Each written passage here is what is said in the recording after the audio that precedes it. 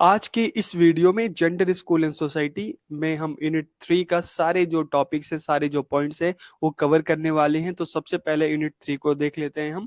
तो यूनिट 3 का टाइटल क्या है? Society, gender issue and education. तो इसमें हम किन किन पॉइंट्स पर बात करेंगे?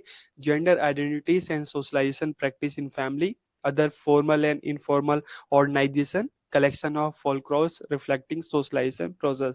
फिर हम जेंडर इक्विटी एंड इक्वलिटी की बात करेंगे। फिर हम जेंडर एंड मीडिया और जेंडर बेस्ड वायलेंस की बात करेंगे।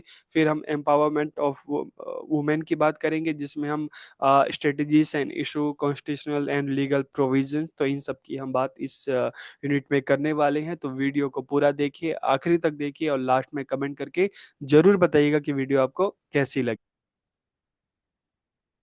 एक समय ऐसा था कि जब हम जेंडर की बात करते थे तो या तो हम मेल की बात करते थे या फीमेल की बात करते थे।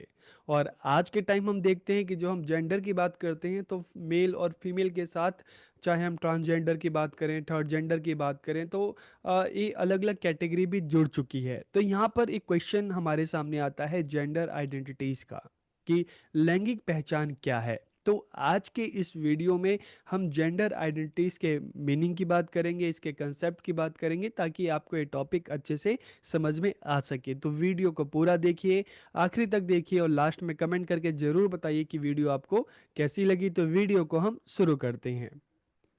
तो आज का जो हमारा टॉपिक है, कंसेप्ट ऑफ जेंडर आइडेंटिटी, लैंगिक पहचान की अवधारणा। तो देखिए, जब हम जेंडर आइडेंटिटी की बात करते हैं तो gender identity is a person's deeply felt internal and personal experience of their gender. कि लैंगिक पहचान किसी व्यक्ति का अपने लिंग के बारे में गहराई से महसूस किया जाने वाला आंतरिक और व्यक्तिगत अनुभव है। कि देखिए, हम आजकल देखते हैं ना कि बहुत सारे इस तरह के केसेस हमें देखने को मिले कि एक टाइम बाद जो लड़का था, उसको लगा कि नहीं, वो खुद को लड़की की तरह महसूस कर रहा है, तो उसने अपना जेंडर चेंज करवा लिया। और कई केस ऐसे भी हैं कि कोई लड़की है, उसको लगा कि नहीं, वो अंदर से लड़कों की तरफ फील कर रही है, तो उसने अपना जेंडर चेंज करवा के फिर क्या हो गया, वो गर्ल से बॉय हो गया। ठीक है।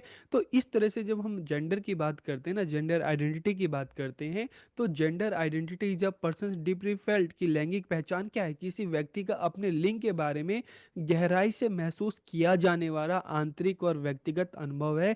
कि सामने तो देखने में मान लो कोई मेल लग रहा है, लेकिन फीमेल लग रहा है, ठीक है, लेकिन जो वो इंसान है वो खुद को किस तरह का महसूस कर रहा है, खुद को मेल की तरह ही महसूस कर रहा है। बहुत सारे लोग हम देखते हैं ना कि मेल के रूप में जन्मे हैं, लेकिन एक टाइम बाद धीरे धीरे वो खुद को मेल की तरह महसूस नहीं करते। बहुत सारी फीमेल भी ऐसे में देखने को मिलती है, आजकल केसेस भी आते हैं कि फीमेल के रूप में तो उसका जन्म हुआ है, लेकिन वो खुद को फीमेल की तरह महसूस नहीं करती। तो यहाँ पर क्वेश्चन यही आता है ना कि जेंडर आइडेंटिटी क्या है। तो जब हम जेंडर आइडेंटिटी की बात करते हैं ना, तो एक बहुत ही ज़्यादा पर्सनल हो जाता है। ठीक है। तो लैंगिक पहचान क्या है? किसी व्यक्ति का अपने लिंग के बारे में गहराई से महसूस किया जाने वाला आंतरिक और व्यक्तिगत अनुभव। ठीक है। यहाँ पे आपको एक क्लियर हुआ? It is defined as the personal and internal sense of knowing oneself as male, female और other। कि यह स्वयं को पुरुष, महिला या अन्य के रूप में जानने की व्यक्तिगत और आंतरिक भावना के रूप में परिभाषित किया जाता है। बहुत सारे ऐसे हमने केसेस देखे, फिल्में भी कुछ इस पर बनी है कि चलो सामने वाला जो है वो लड़के के रूप में उसने जन्म लिया, लेकिन एक टाइम बाद उसको लगता है कि नहीं, दुनिया की नज़र में तो लड़का है, ठीक है, लेकिन उसको खुद की नज़र में उसको नहीं लगता कि मैं लड़का हूँ।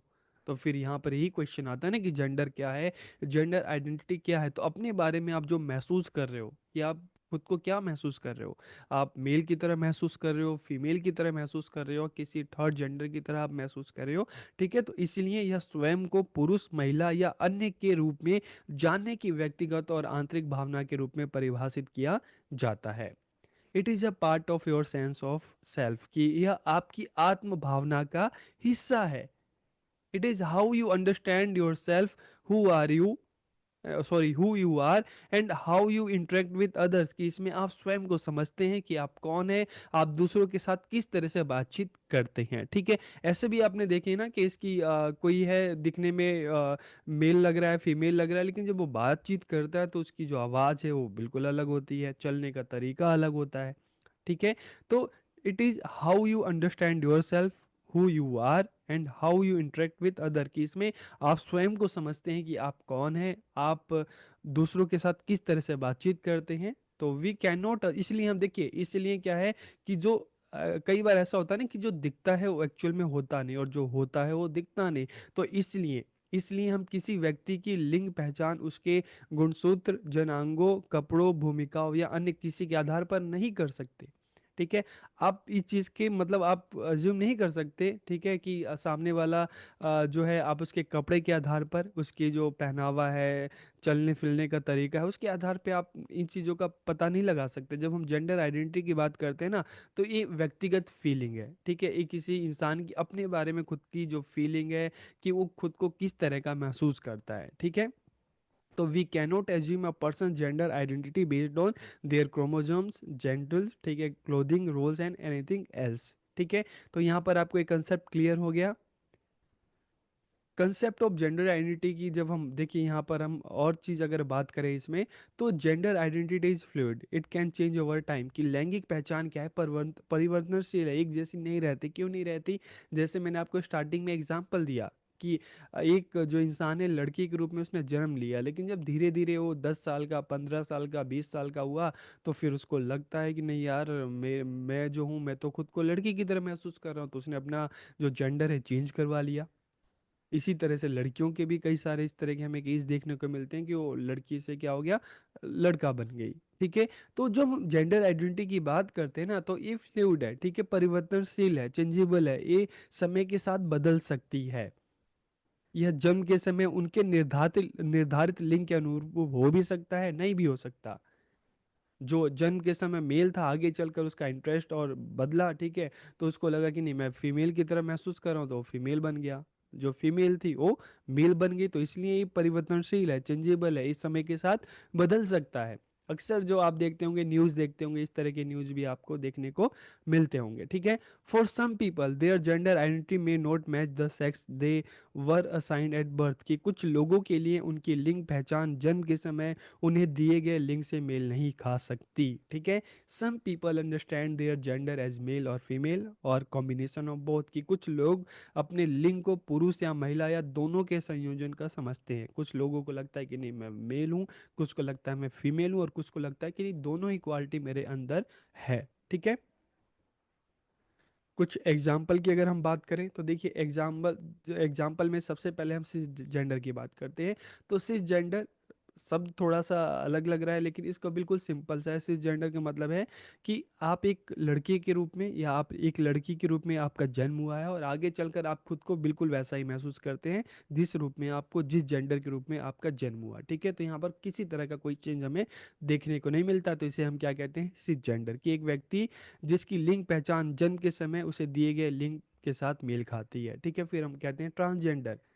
ट्रांसजेंडर आपने सुना होगा ये वर्ड की, a broad term of people whose gender identity differ from the sex they were assigned at birth. की उन लोगों के लिए एक व्यापक शब्द है जिसकी लिंग पहचान जन्म के समय उन्हें दिए गए लिंग से बिल्कुल अलग होती है। कोई मेल था, ठीक है, आगे चलकर एक एज के बाद उसको लगा कि नहीं मैं अंदर से फीमेल की तरह महसूस कर रहा हूँ, तो फीमेल बन गया। जैसे एक क्रिकेटर का लेटेस्ट जो एग्जांपल है, शायद संजय बांगर। ठीक है। तो उसका उनका जो बेटा था उसको एक एज के बाद लगा 20 अराउंड कि नहीं मैं तो अंदर से फीमेल की तरह महसूस कर रहा हूँ, तो वो मेल से फीमेल हो गया। ठीक है। इस तरह बहुत सारे एग्जाम्पल हमें देखने को मिलते हैं। ठीक है। तो ट्रांसजेंडर उन लोगों के लिए एक व्यापक शब्द है जिनकी लिंग पहचान जन्म के समय उन्हें दिए गए लिंग से भिन्न होती है। ठीक है। स्टार्टिंग में जन्म के समय हो सकता है कि वो मेल हो या फीमेल हो, लेकिन आगे चलकर उसने चेंज करवा लिया और ट्रांसजेंडर हो गया हो। ठीक है। फिर नॉन बाइनरी की बात करते हैं। तो देखिए, जब हम बाइनरी की बात करते हैं ना, तो बाइनरी में दो कैटेगरी आती है, मेल की और फीमेल की, जेंडर के रूप में। लेकिन नॉन बाइनरी जो इन दोनों कैटेगरी से मेल नहीं खाती, एक व्यक्ति जो ना तो पुरुष है और ना ही महिला महिला के रूप में पहचान करता है, जिसे हम ज़्यादातर थर्ड जेंडर की इसमें हम बात करते हैं। ठीक है। और फिर जेंडर फ्लूइड की अगर हम बात करें, तो एक व्यक्ति जिसकी लिंग पहचान समय के साथ बदलती रहती है। मतलब ये आपको समझ गए होंगे ना, कि एक व्यक्ति जन्म के समय मेल था, आगे चल के फीमेल हो गया। ठीक है। तो मतलब इस तरह से चीज़ें जो बदलती है। और जेंडर का मतलब क्या है कि इस तरह के पीपल, लोग क्या करते हैं, लिंग से किसी तरह की पहचान नहीं रखते। मतलब इस तरह के लोग जो हैं, बिल्कुल आप कह सकते हो कि न्यूट्रल, खुद को इस तरह से रखते हैं कि ना मैं मेल हूँ ना फीमेल हूँ। ठीक है। तो मतलब वो इस चीज़ को मानते ही नहीं है। मेल फीमेल इन चीज़ों को नहीं मानते। ठीक है।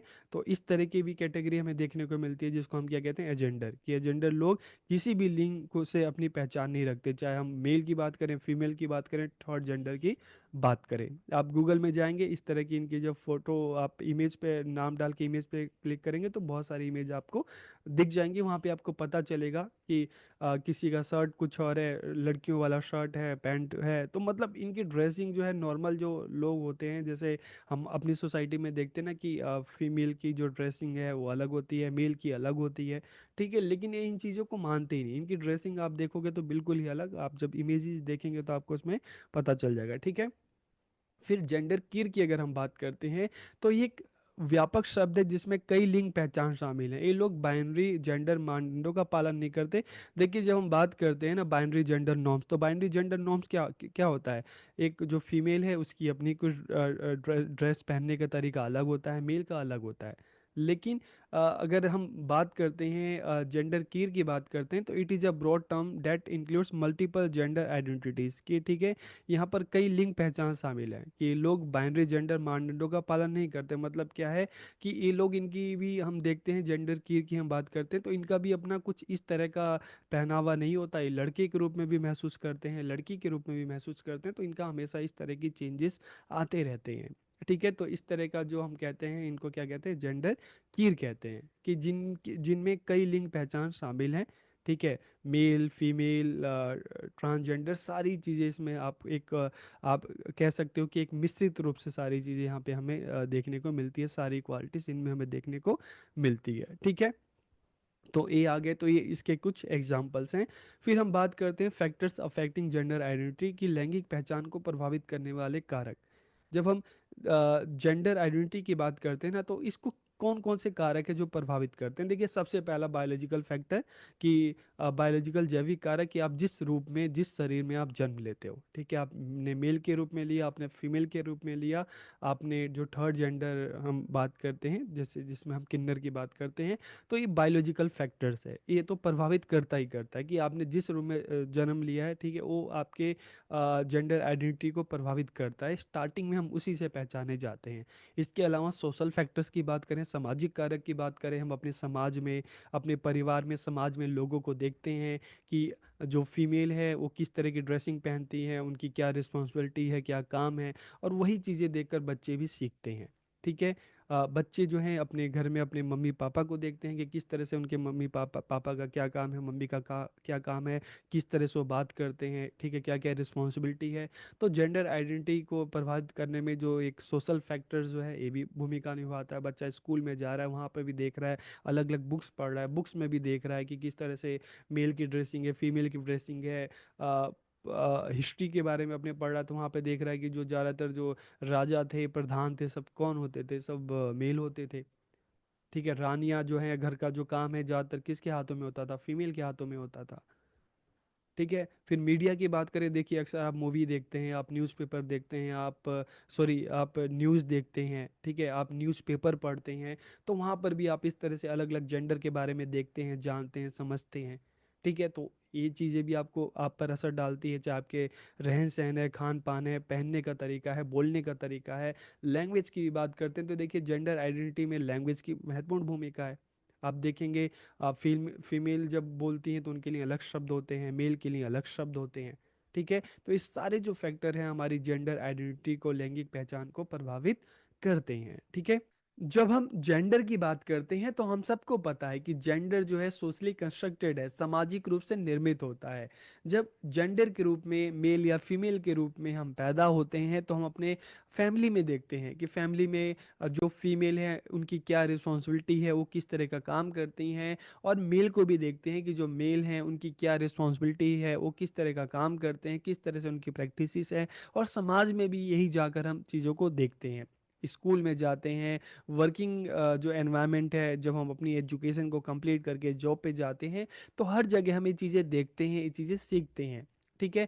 तो चाहे हम फॉर्मल ऑर्गेनाइजेशन की बात करें जिसमें स्कूल कॉलेज और वर्किंग एनवायरनमेंट आ जाता है, जॉब, ठीक है। चाहे हम इनफॉर्मल एनवायरनमेंट की बात करें जिसमें हमारी फैमिली आ जाती है, हमारा पीयर ग्रुप आ जाता है, हमारी कम्युनिटी सोसाइटी, ठीक है। तो जब हम फॉर्मल एंड इनफॉर्मल ऑर्गेनाइजेशन की बात करते हैं तो इसमें किस तरह से हमारा सोशलाइजेशन होता है, हमारी जेंडर प्रैक्टिसेस होती है, इस वीडियो में हम इसी की बात करेंगे। तो वीडियो को पूरा देखिए, आखिरी तक देखिए और लास्ट में कमेंट करके जरूर बताइए कि वीडियो आपको कैसा लगा। तो वीडियो को हम शुरू करते हैं। आज का हमारा टॉपिक है gender identities and socialization practices in formal and informal organization की औपचारिक और अनौपचारिक संगठन में जेंडर पहचान और समाजीकरण की जो प्रथाएं हैं उसकी हम बात करेंगे।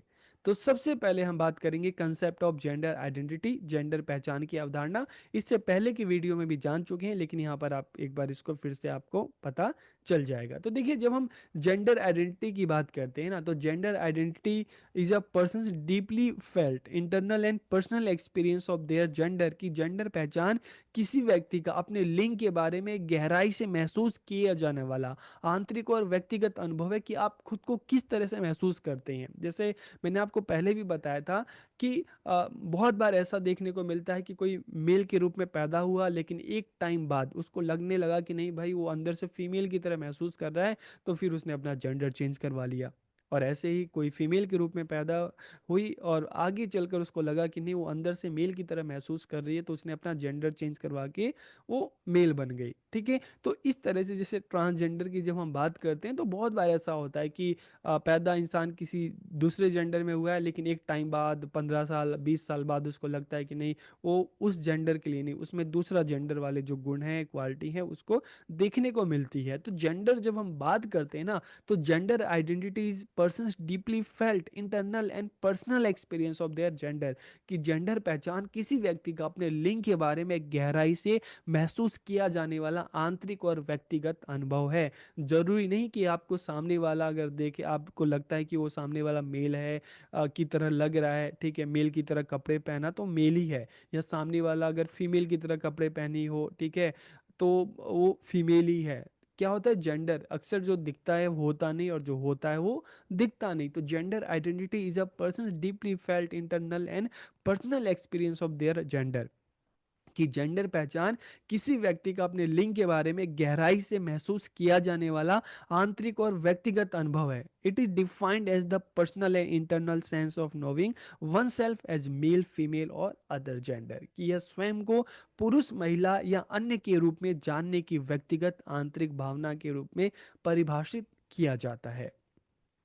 It is a part of your sense of self. कि यह आपकी आत्म भावना का हिस्सा है। It is how you understand your self, who you are and how you interact with others. कि इसमें आप स्वयं को समझते कैसा हैं, आप कौन है और आप दूसरों के साथ कैसे बातचीत करते हैं। ये सारी चीज़ें हमें देखने को मिलती है। कई बार हमें ऐसा भी है कि हम टीवी में देखते हैं, ठीक है, कई हमारा अपना खुद का एक्सपीरियंस है कि सामने वाले को देखते हैं तो लगता है कि मेल है, ठीक है, लेकिन जब वो बात करता है, चलता है, ठीक है, उनके बोलने का तरीका, चलने का तरीका, तो लगता है कि नहीं यार, मेल तो है लेकिन इसमें क्वालिटी जो है फीमेल वाली है। और कई फीमेल को भी हम ऐसे देखते हैं कि लगती तो हैं कि फीमेल है लेकिन जब बोलना चलना और इस तरह का तरीका, तो हमें लगता है कि नहीं यार, इनमें तो जो क्वालिटी है वो मेल वाली लगती है, ठीक है। तो it may or may not correspondence to their assigned sex at birth. की है जन्म के समय उनके निर्धारित लिंग के अनुरूप हो भी सकता है और नहीं भी हो सकता। तो gender identity is fluid, it can change over time. कि जेंडर पहचान परिवर्तनशील है। ये जरूरी नहीं कि जो मेल के रूप में पैदा हुआ आगे चलकर वो मेल ही होगा, और ये जरूरी नहीं कि जो फीमेल के रूप में पैदा हुई आगे चलकर फीमेल भी होगी। ये टाइम के साथ इसमें चेंजेस आते रहते हैं, परिवर्तन हो सकता है।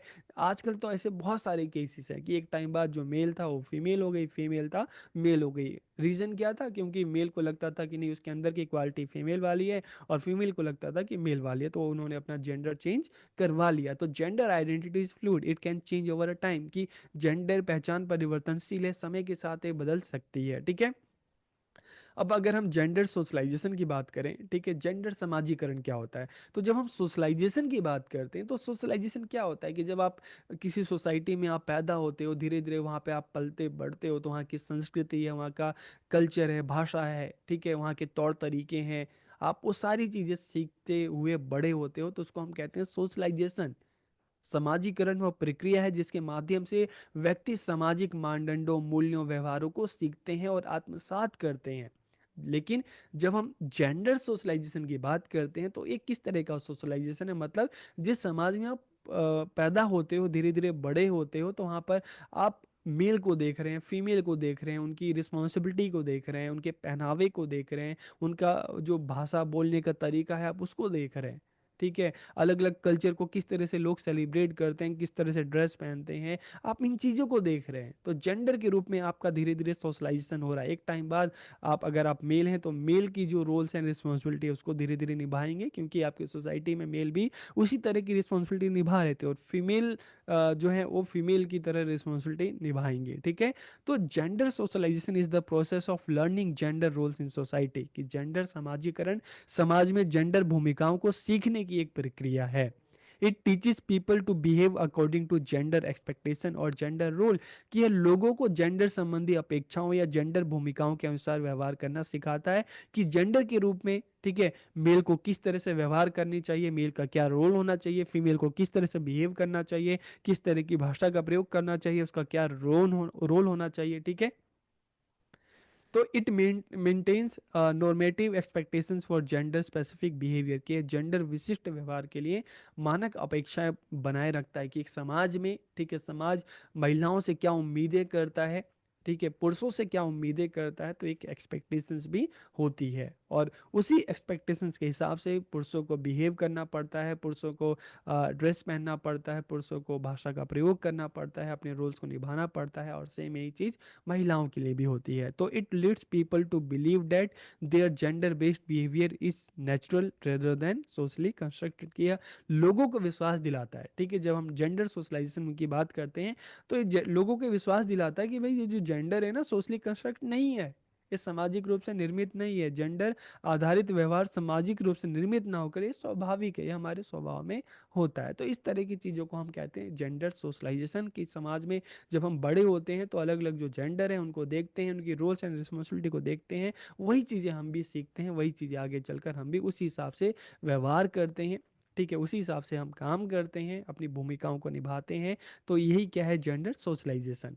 अब बात आती है gender identities and socialization practices in formal and informal organization, की औपचारिक और अनौपचारिक संगठन में जेंडर पहचान और समाजीकरण प्रथाएं। तो देखिए, यहाँ पर हमने ये सीखा कि जब हम जेंडर आइडेंटिटी की बात करते हैं तो gender identity is persons internal sense of gender, की जेंडर पहचान व्यक्ति की जेंडर के बारे में अपनी आंतरिक भावनाएं हैं। जबकि जब हम जेंडर सोशलाइजेशन की बात करते हैं तो gender socialization is the process of teaching gender role, कि जेंडर समाजीकरण लिंग भूमिकाओं को सिखाने की एक प्रक्रिया है, कि बच्चा अपने समाज में धीरे धीरे पैदा हो के जब चीज़ों को सीखता है, जानता है, तो वो उसका जेंडर सोशलाइजेशन होता है।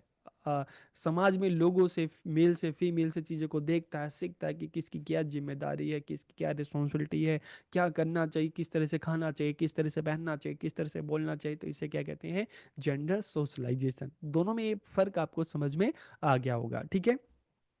Both are influenced by formal and informal organization including school, families, peer and the media, कि दोनों ही विद्यालय, परिवार, साथियों और मीडिया सहित औपचारिक और अनौपचारिक संगठनों से प्रभावित होते हैं। तो सबसे पहले हम बात करते हैं gender identities and socialisation practice in formal organisation.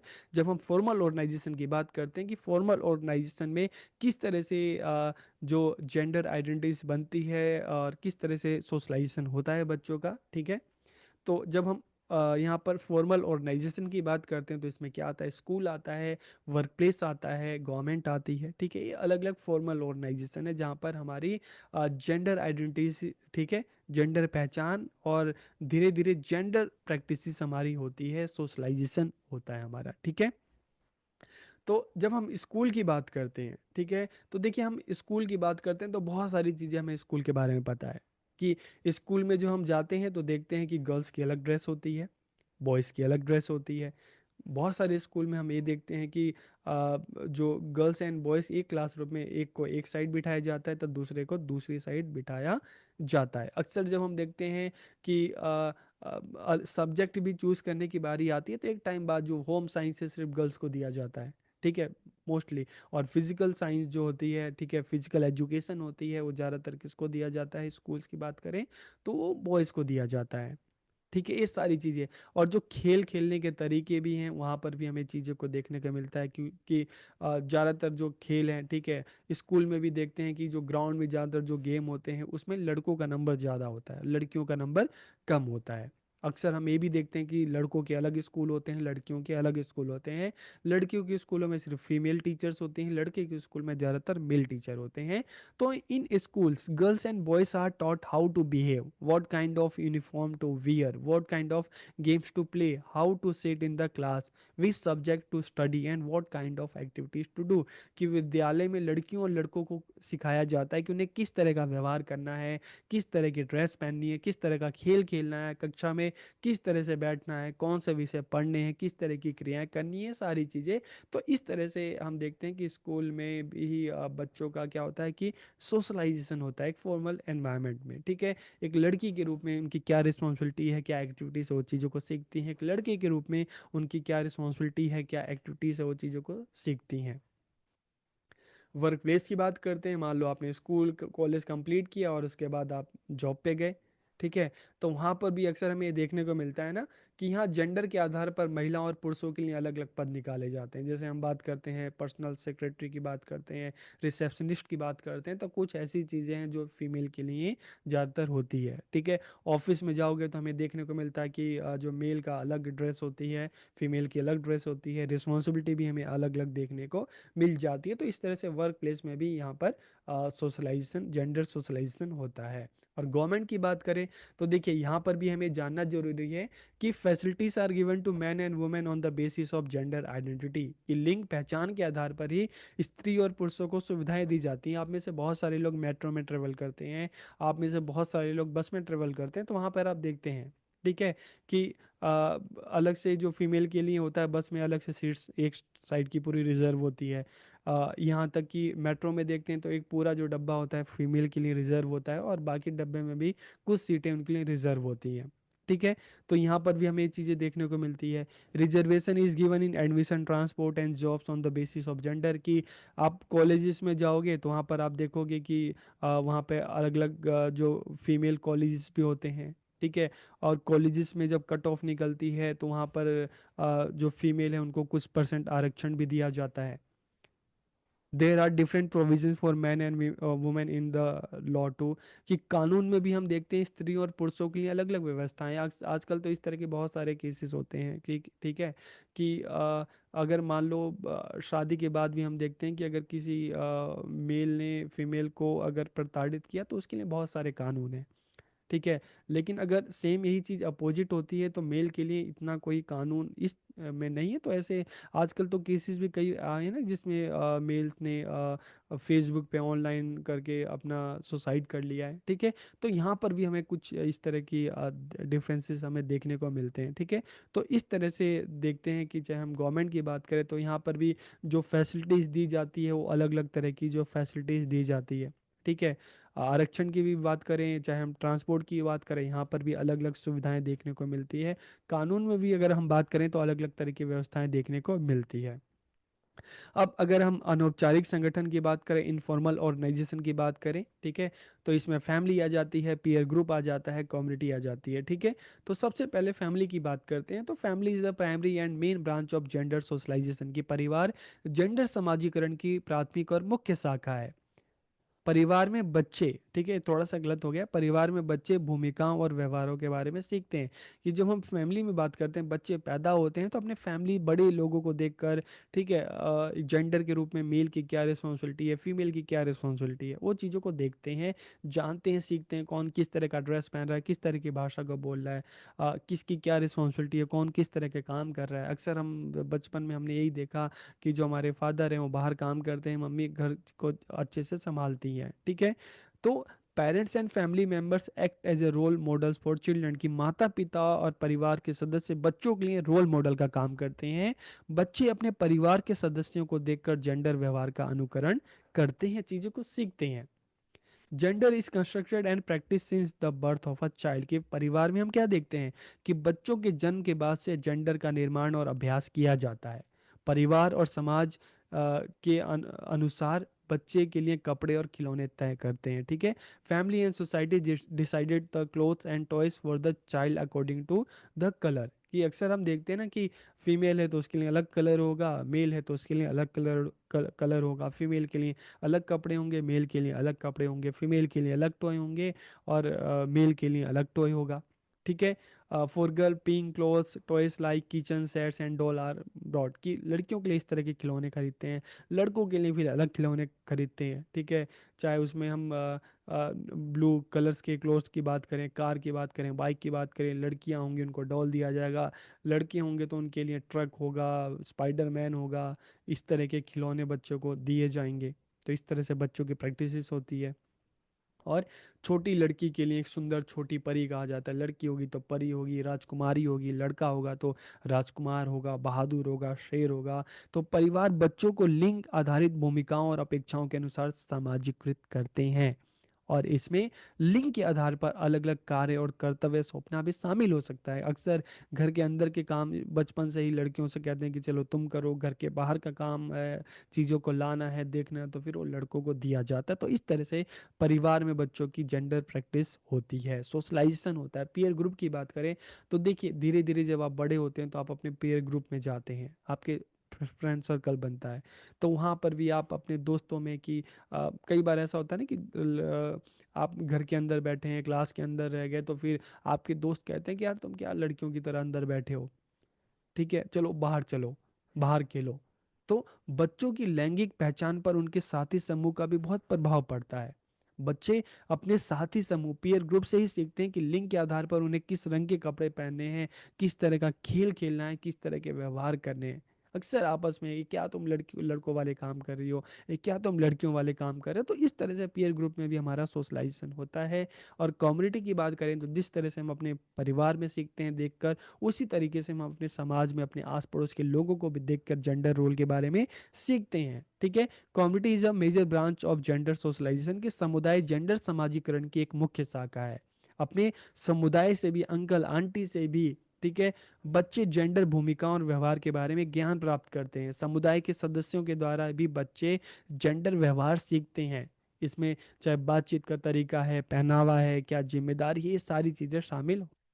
आप सबको याद होगा जब आप सब छोटे थे तो आप सभी ने अपने दादाजी से, दादी से, नानी से, नाना जी से आपने काफी सारी कहानियां सुनी होंगी। कुछ कहानियां जानवरों की होती थी, कुछ कहानियां राजाओं की होती थी, रानियों की होती थी, राजकुमारियों की होती थी, राजकुमार की होती थी, परियों की होती थी, भूत प्रेतों की होती थी। और इन अलग अलग कहानियों के माध्यम से आप काफी सारी अच्छी अच्छी चीजें सीखते थे कि आपको हमेशा अपना काम ईमानदारी से करना चाहिए, चोरी नहीं करनी चाहिए, झूठ नहीं बोलना चाहिए, हमेशा सबकी हेल्प करनी चाहिए। तो इस तरह से काफ़ी सारी अच्छी अच्छी बातें आप इन कहानियों से सीखते थे। और इन कहानियों से आपको जेंडर के बारे में पता चलता था कि जो राजा होते हैं वो कौन होते हैं, वो मेल होते हैं, ठीक है। राजा बिल्कुल शूरवीर होते हैं, शेर की तरह होते हैं। रानियों की बात करें तो रानियां बहुत सुंदर होती हैं, मासूम होती हैं, गाय जैसी होती हैं, ठीक है। तो इस तरह से आपको चीज़ें सीखने को मिलती थी, जानने को मिलती थी। स्कूल में भी आए तो स्कूल में भी आपने अपने टीचर से काफ़ी सारी कहानियाँ सुनी होंगी, और आपके टेक्स्ट बुक में भी इस तरह की काफ़ी सारी कहानियाँ होंगी जिसमें आपने काफ़ी सारी अच्छी सारी चीज़ें अच्छी अच्छी सीखी होंगी। और वहाँ पे अगर हम राजाओं की बात करते हैं तो आप सबको पता होगा कि जो राजा थे, ठीक है, राजा के जो बेटे ही हैं वही राजा बनते थे, ठीक है। रानी कौन बनती थी, राजकुमारी कौन होती थी, इस तरह से आपको यहाँ पर जेंडर के बारे में भी काफ़ी चीज़ें पता चलती थी। तो लड़के कहते थे कि नहीं मैं आगे जाकर मैं राजकुमार बनूंगा, राजा बनूंगा, ठीक है। लड़कियों के मन में होता था मैं परी बनूंगी, मैं राजकुमारी बनूंगी। तो इस तरह से जेंडर सोशलाइजेशन भी बच्चों का होता था, ठीक है। तो जेंडर स्कूल एंड सोसाइटी में आज के इस वीडियो में हम जिस टॉपिक पर बात करेंगे, collection of folklore reflecting socialisation process की सामाजिकरण प्रक्रियाओं को प्रतिबिंबित करने वाली लोक साहित्य का संग्रह। तो वीडियो को पूरा देखिए, आखिरी तक देखिए, और लास्ट में कमेंट करके जरूर बताइएगा कि वीडियो आपको कैसी लगी। तो वीडियो को हम शुरू करते हैं। तो आज का हमारा टॉपिक है collection of folklores reflecting socialisation process की सामाजिकरण प्रक्रियाओं को प्रतिबिंबित करने वाली लोक साहित्य का संग्रह। तो सबसे पहले हम बात करेंगे फोल्कलोर्स की, बात करेंगे कि ये फोल्कलोर्स या लोक साहित्य क्या है। तो देखिए, जब हम फोल्कलोर की बात करते हैं तो it is a collection of traditional stories, beliefs and customs की। लोक साहित्य क्या है? पारंपरिक कहानियों, विश्वासों, रीति रिवाजों का एक संग्रह है।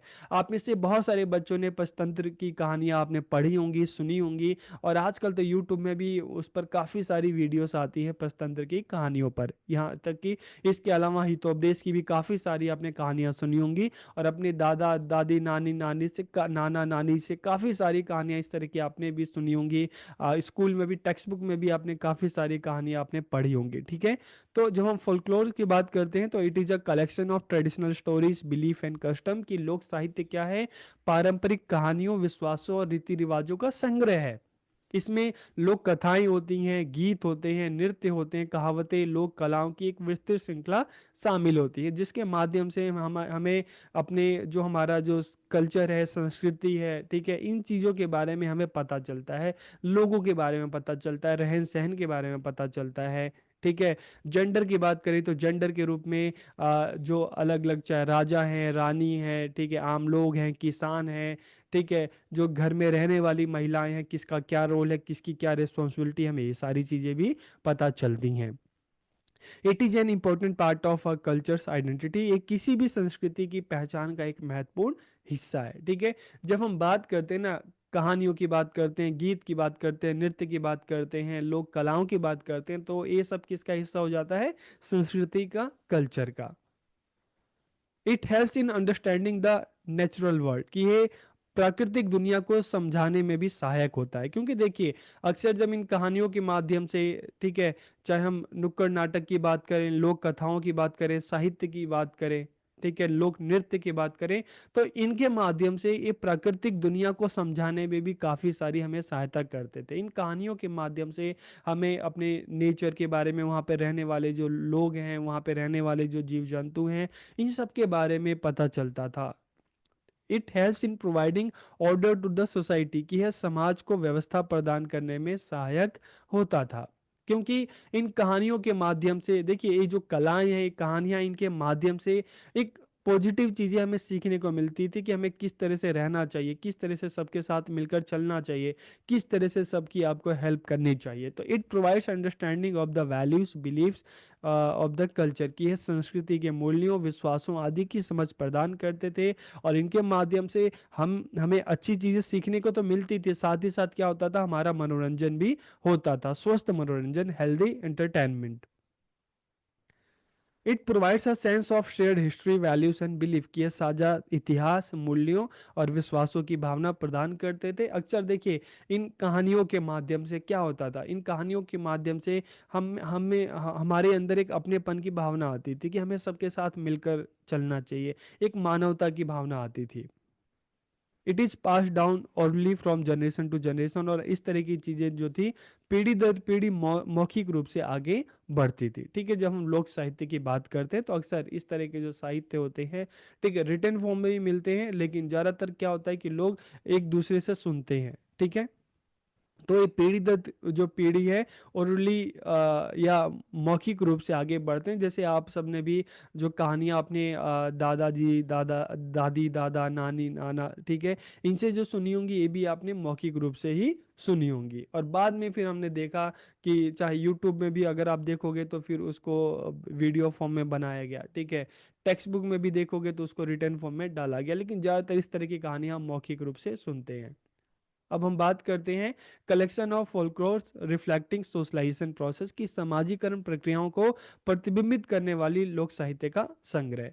This play an important role in the development of gender socialization, की जेंडर समाजीकरण के विकास में भी काफ़ी महत्वपूर्ण भूमिका निभाते हैं। किस तरह से जेंडर सोशलाइजेशन में एक महत्वपूर्ण भूमिका निभाते हैं, कि through this student come to know about the roles of man and women in the term of gender, की इसके द्वारा विद्यार्थियों को जेंडर के रूप में स्त्री पुरुषों की भूमिकाओं का पता चलता है। अक्सर जब हम किसानों की बात करते हैं तो उसमें हमें पता चलता था, पहले जब हम उनके बारे में सुनते थे, कि किसानों में जैसे अगर हम प्रेमचंद्र के साहित्य की बात करेंगे तो वहाँ पर भी हमें ये चीज़ें पता चलता था, कि जो किसान थे खेतों में काम करते थे, और जो स्त्रियाँ थी वो घर का सारा काम संभालती थी। इसी तरह से अगर हम राजाओं रानी की राजा रानियों की कहानियों को अगर हम सुनते हैं तो वहाँ पे पता चलता है कि राजा जो थे वो पूरे देश की रक्षा करते थे, युद्ध करते थे, और जो रानियां जो थी वो अपने राजमहल में रहती थी, वहाँ की चीज़ों को देखती थी। इस तरह से अगर हम परियों की भी कहानियां अगर सुनते हैं तो हमें पता चलता है कि भाई परियां बहुत सुंदर होती थी। ठीक है। तो इस तरह से क्या होता था कि इसके द्वारा विद्यार्थियों को जेंडर के रूप में स्त्री और पुरुषों की भी भूमिकाओं का पता चलता है। This makes the student take more interest in this, कि इससे विद्यार्थी क्या करते थे, इनमें बहुत ज़्यादा रुचि लेते थे। वे कहानी के पात्रों के समान व्यवहार भी करने लगते थे। अक्सर जैसे हम मैंने राजकुमार की कहानियाँ, राजकुमारियों की कहानियाँ, परियों की कहानियाँ, इस तरह से जब हम पंचतंत्र में भी देखते थे तो कि अलग अलग जानवरों की कहानियाँ थी, कोई बंदर है, कोई शेर है, ठीक है, खरगोश है। तो इस तरह से जब स्टूडेंट बच्चे इस तरह की कहानियों को सुनते थे, कहानियां उनको अच्छी लगती थी, तो कहानियों के जो पात्र हैं उनके समान क्या करते थे, व्यवहार करने लगते थे। ठीक है। लड़के जो थे वो राजकुमार बन जाते थे, राजा बन जाते थे, एक लकड़ी की तलवार ले लेते होंगे। लड़कियां जो थी वो सुंदर सा दुपट्टा लगा के वो रानी या हाथ में स्टार वाला स्टिक लेकर वो परी की तरह बनने बनने मतलब एक तरह से कोशिश करती थी। तो मतलब वो कैरेक्टर प्ले करने लगते थे। In these man and women are portrayed with their different gender identities, कि इसमें क्या होता था, पुरुषों और महिलाओं को उनकी अलग अलग जेंडर पहचान के साथ चित्रित किया जाता था। विभिन्न कहानियों में पुरुषों के लिए वीर, स्त्रियों के लिए सुंदर शब्द का प्रयोग किया जाता था। पुरुषों को शासक के रूप में अधिक शक्तिशाली बताया जाता था। ठीक है। पुरुषों की तुलना शेर से की जाती थी, तो स्त्रियों की तुलना किससे की जाती थी, गाय से की जाती थी। तो पुरुषों को कम भावुक, जैसे कहानियों में अक्सर हम सुनते थे हैं कि जो पुरुष है कम भावुक होते हैं, लेकिन स्त्रियां जो है वो अधिक भावुक होती हैं, ज़्यादा इमोशनल होती हैं। पुरुष अपने इमोशंस पे ज़्यादा कंट्रोल करते हैं, स्त्रियां उतनी नहीं कर पाती। कुछ कथाओं में हमें जो थर्ड जेंडर है उसके बारे में पता चलता था, जैसे महाभारत की अगर बात करें तो वहाँ पर हमें पता चलता है कि जब पांडव जो थे अज्ञातवास पे थे, तो उसमें अर्जुन ने जो था एक किन्नर का जो है रूप धारण किया और एक नृत्य शिक्षक बने थे। ठीक है। तो इससे हमें पता चलता है कि उस टाइम जो थे किन्नर जो होते थे उनका भी एक रोल होता था, उनकी भी जो भूमिका होती थी। तो उससे हमें थर्ड जेंडर के बारे में भी हमें पता चलता है। स्त्रियों को घर संभालने में निपुण तो पुरुषों को बाहरी कार्यों में कुशल बताया जाता है इन कहानियों में। कई परंपराओं में स्त्रियों को भी पुरुषों के समान वीर और बुद्धिमान बताया जाता है। जैसे अगर हम बात करें झांसी की रानी के बारे में जब हम सुनते हैं तो पता चलता है कि नहीं, कुछ जो स्त्रियां थी वो काफी पुरुषों के समान भी वीर हुआ करती थी। ठीक है। चाहे हम झांसी की रानी की बात करें, चाहे हम अ, दुर्गा बाई की बात करें, चाहे हम कित्तूर की रानी चेन्नम्मा की, इस तरह के बहुत सारे एग्जाम्पल है जहाँ पर इन कहानियों के माध्यम से जो जेंडर रूढ़ियों को तोड़ने का प्रयास भी किया गया कि नहीं, जो वीर हैं पुरुष तो होते हैं लेकिन महिलाएं भी वीर हो सकती हैं। ठीक है। तो काफ़ी सारी चीज़ें हमें इन कहानियों के जो ये फोल्क्लोर्स हैं इनके माध्यम से हमें पता चलता है, और इसी तरह से बच्चों का सोशलाइजेशन होता था। अब हम बात करते हैं नीड ऑफ फोल्क्लोर्स फॉर सोशलाइजेशन, की समाजीकरण के लिए लोक साहित्य की क्या आवश्यकता है for character and moral development of children, की इससे क्या होता है कि बच्चों के चरित्र और नैतिक विकास के लिए जरूरी है। इन कहानियों के माध्यम से बच्चे अच्छी चीज़ों को सीखते थे, जानते थे। ठीक है। और साथ ही साथ सोसाइटी में उनकी क्या रोल एंड रिस्पॉन्सिबिलिटी है उसके बारे में भी उनको पता चलता था। लेकिन इन कहानियों के माध्यम से सबको ये पता चलता था कि देखिए अलग अलग कहानियाँ थी, अलग अलग सबके विषय होते थे, कि हाँ हमें बिल्कुल सही रास्ते पे चलना है, झूठ नहीं बोलना, चोरी नहीं करना, हमें क्या कहते हैं वीरता के साथ रहना है, हमें दबना नहीं है। तो बहुत सारी चीज़ें यहाँ पर पता चलता था। तो बच्चों को आपसी प्रेम, सहयोग, धैर्य, तर्क, बुद्धि, सम्मान आदि ये सारी चीज़ें जो है बच्चों में डेवलप होती थी इनके माध्यम से। ठीक है। फॉर बिहेवियर डेवलपमेंट, के अच्छा व्यवहार के विकास के लिए इन फोल्क्लोर्स के द्वारा क्या होता है कि हमारी जो सांस्कृतिक है, सांस्कृतिक परंपराएं हैं, उसका प्रिजर्वेशन होता था, जनरेशन टू जनरेशन ट्रांसमिशन होता है, और बच्चों को उसके मनोविज्ञान के अनुसार शिक्षा प्रदान की जाती थी। ठीक है।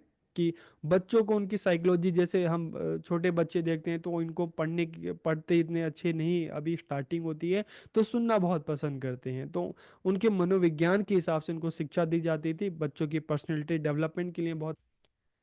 आज के इस वीडियो में जेंडर स्कूल एंड सोसाइटी में हम जिस टॉपिक पर बात करेंगे, टॉपिक क्या है? Gender equity and gender equality in education in relation to caste, class, religion, ethnicity, disability and region. तो इस वीडियो में हम इन सभी पॉइंट्स पर बात करेंगे, इन सभी पॉइंट्स के बारे में जानेंगे। तो वीडियो को पूरा देखिए, आखिरी तक देखिए और लास्ट में कमेंट करके जरूर बताइएगा कि वीडियो आपको कैसी लगी। तो वीडियो को हम शुरू करते हैं। सबसे पहले हम जेंडर इक्वेलिटी की बात करते हैं, लैंगिक समानता की बात करते हैं और जानते हैं जेंडर इक्वेलिटी होती क्या है। तो it refers to equal rights, responsibility and opportunity for all genders की। इससे तात्पर्य क्या है? सभी लिंगों के समान अधिकारों, जिम्मेदारियों और अवसर से है। It includes treating every individual equally, कि इसमें प्रत्येक व्यक्ति के साथ समान व्यवहार करना शामिल है। एग्जाम्पल के लिए कि चाहे मेल हो चाहे फीमेल हो, ठीक है, अगर सभी को भूख लगी है तो सभी को आप चार चार रोटी दे दो, ना किसी को कम ना किसी को ज्यादा। तो मतलब क्या है? सबके साथ इक्वल ट्रीट करना। एग्जाम्पल के लिए हम देखते हैं 2009 में जब राइट टू एजुकेशन एक्ट आया था, तो जिसमें बात की गई कि 6 से लेकर 14 ईयर्स के सभी बच्चों को फ्री एंड कंपल्सरी एजुकेशन दी जाएगी। अब free and compulsory education 6 year से लेकर 14 ईयर्स के सभी बच्चे, तो चाहे कोई मेल हो चाहे कोई फीमेल हो, सभी के साथ इक्वल ट्रीट किया जाए, सभी को इक्वल अपॉर्चुनिटी दी जाए। तो it includes treating every individual equally, कि इसमें प्रत्येक व्यक्ति के साथ समान व्यवहार करना शामिल है।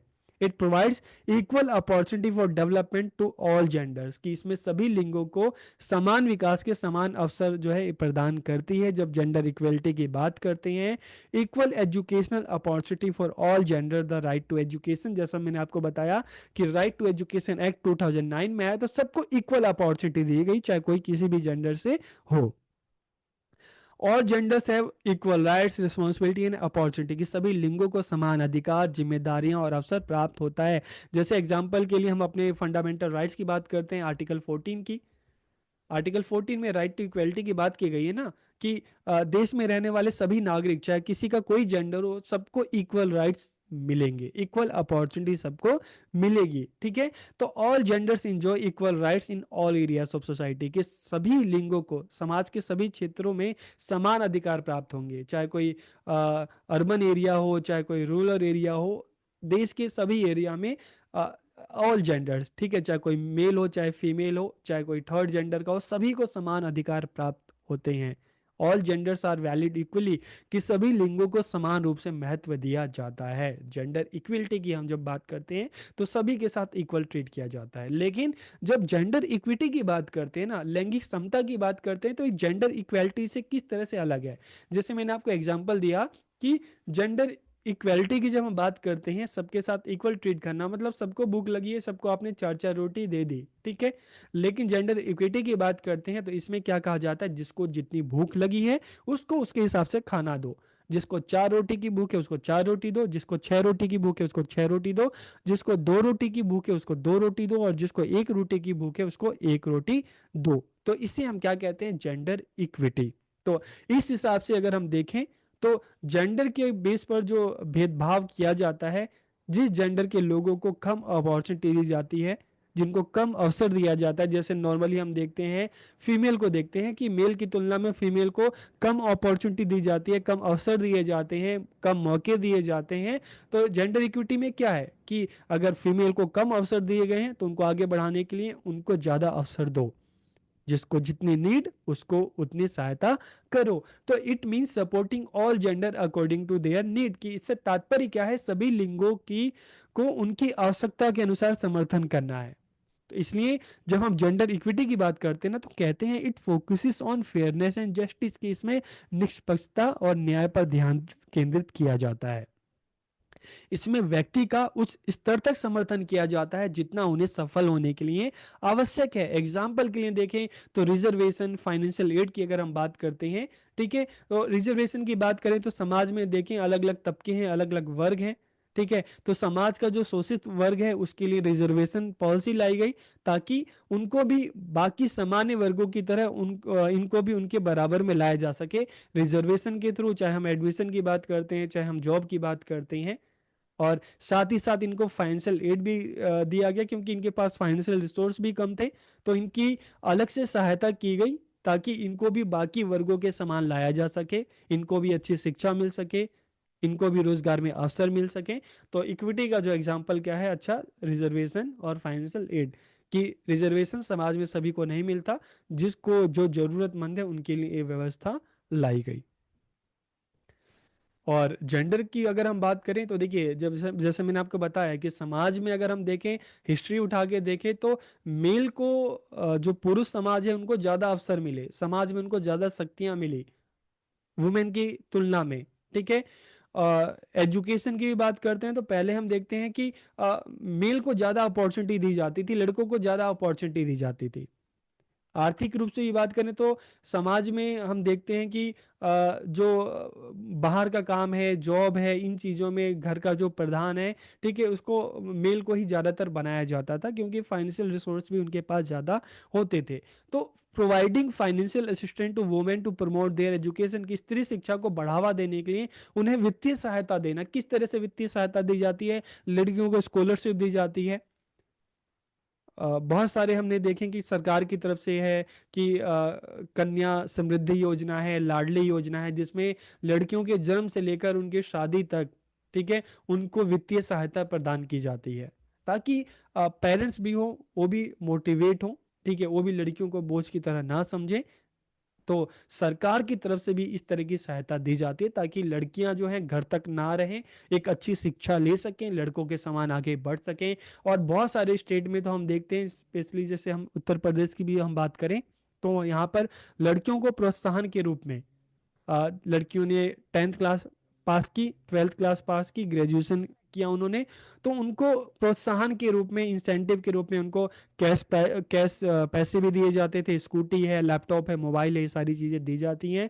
और अक्सर हम अगर पब्लिक ट्रांसपोर्ट की बात करें तो महिलाओं के लिए उनके लिए सीट में भी हम देखते हैं कि अलग से रिजर्व सीट होती हैं, आरक्षित सीट होती हैं। मेट्रो में तो पूरा एक डब्बा होता है, ठीक है, अलग अलग डब्बों में भी कुछ सीट्स होती हैं, बसों में भी हमें देखने को मिलता है। तो reservation for women in admission in schools and college, की स्कूल एंड कॉलेज में भी देखते हैं तो वुमेन के लिए रिजर्वेशन होता है। स्कूल्स में देखते हैं तो गर्ल्स के लिए अलग स्कूल भी होते हैं। कॉलेज की बात करें, गर्ल्स के लिए अलग कॉलेज भी होते हैं।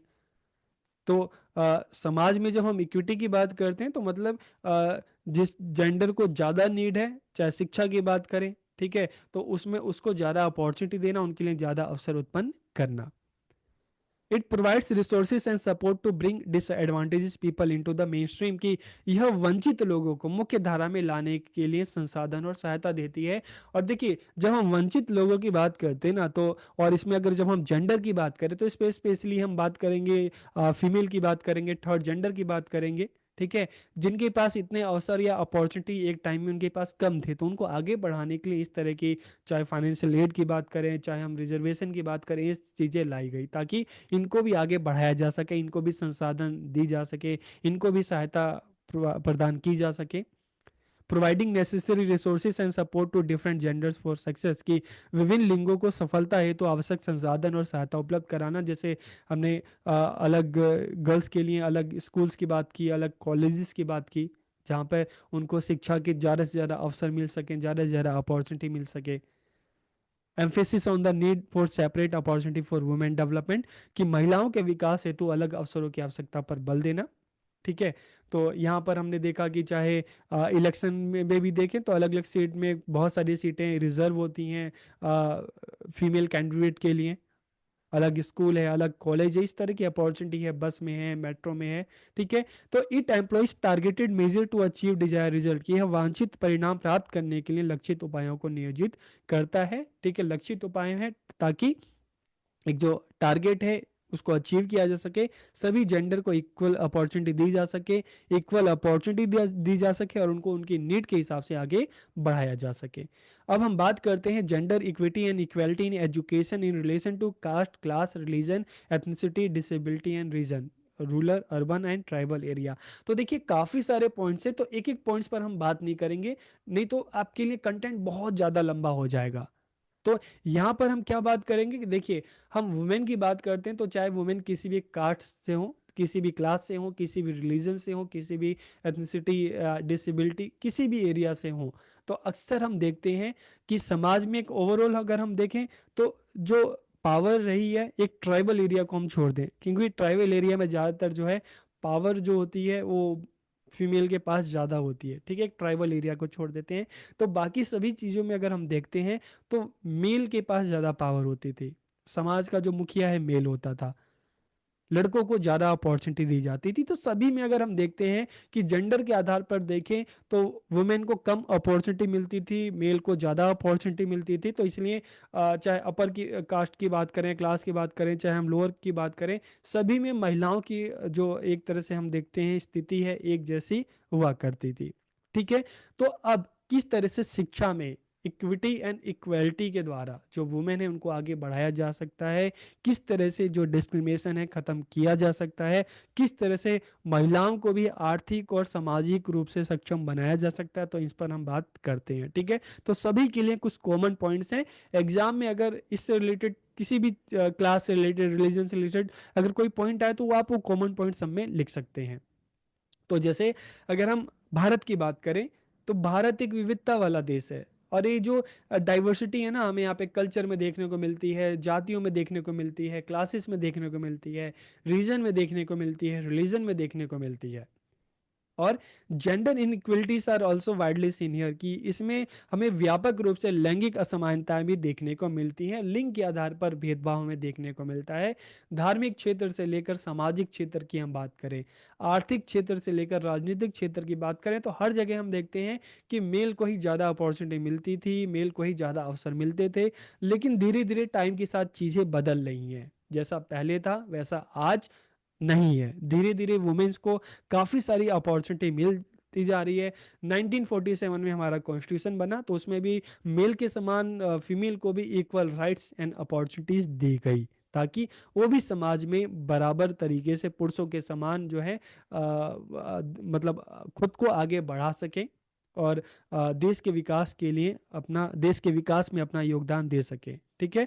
तो इसमें महिलाओं की तुलना में अगर हम पहले देखते हैं, लैंगिक असमानताओं की बात करते हैं, तो महिलाओं की तुलना में पुरुषों का प्रभुत्व देखने को हमें मिलता था। और इस तरह के जो प्रभुत्व हमें पुरुषों का देखने को मिलता था सभी क्षेत्रों में, चाहे सामाजिक है, आर्थिक है, रिलीजियस, हर जगह हमें इस तरह का पुरुषों का दबदबा देखने को मिलता था। सामाजिक रूप से भी देखें तो पुरुषों को ज़्यादा अधिकार प्राप्त थे, महिलाओं को घर के अंदर तक रखा जाता था।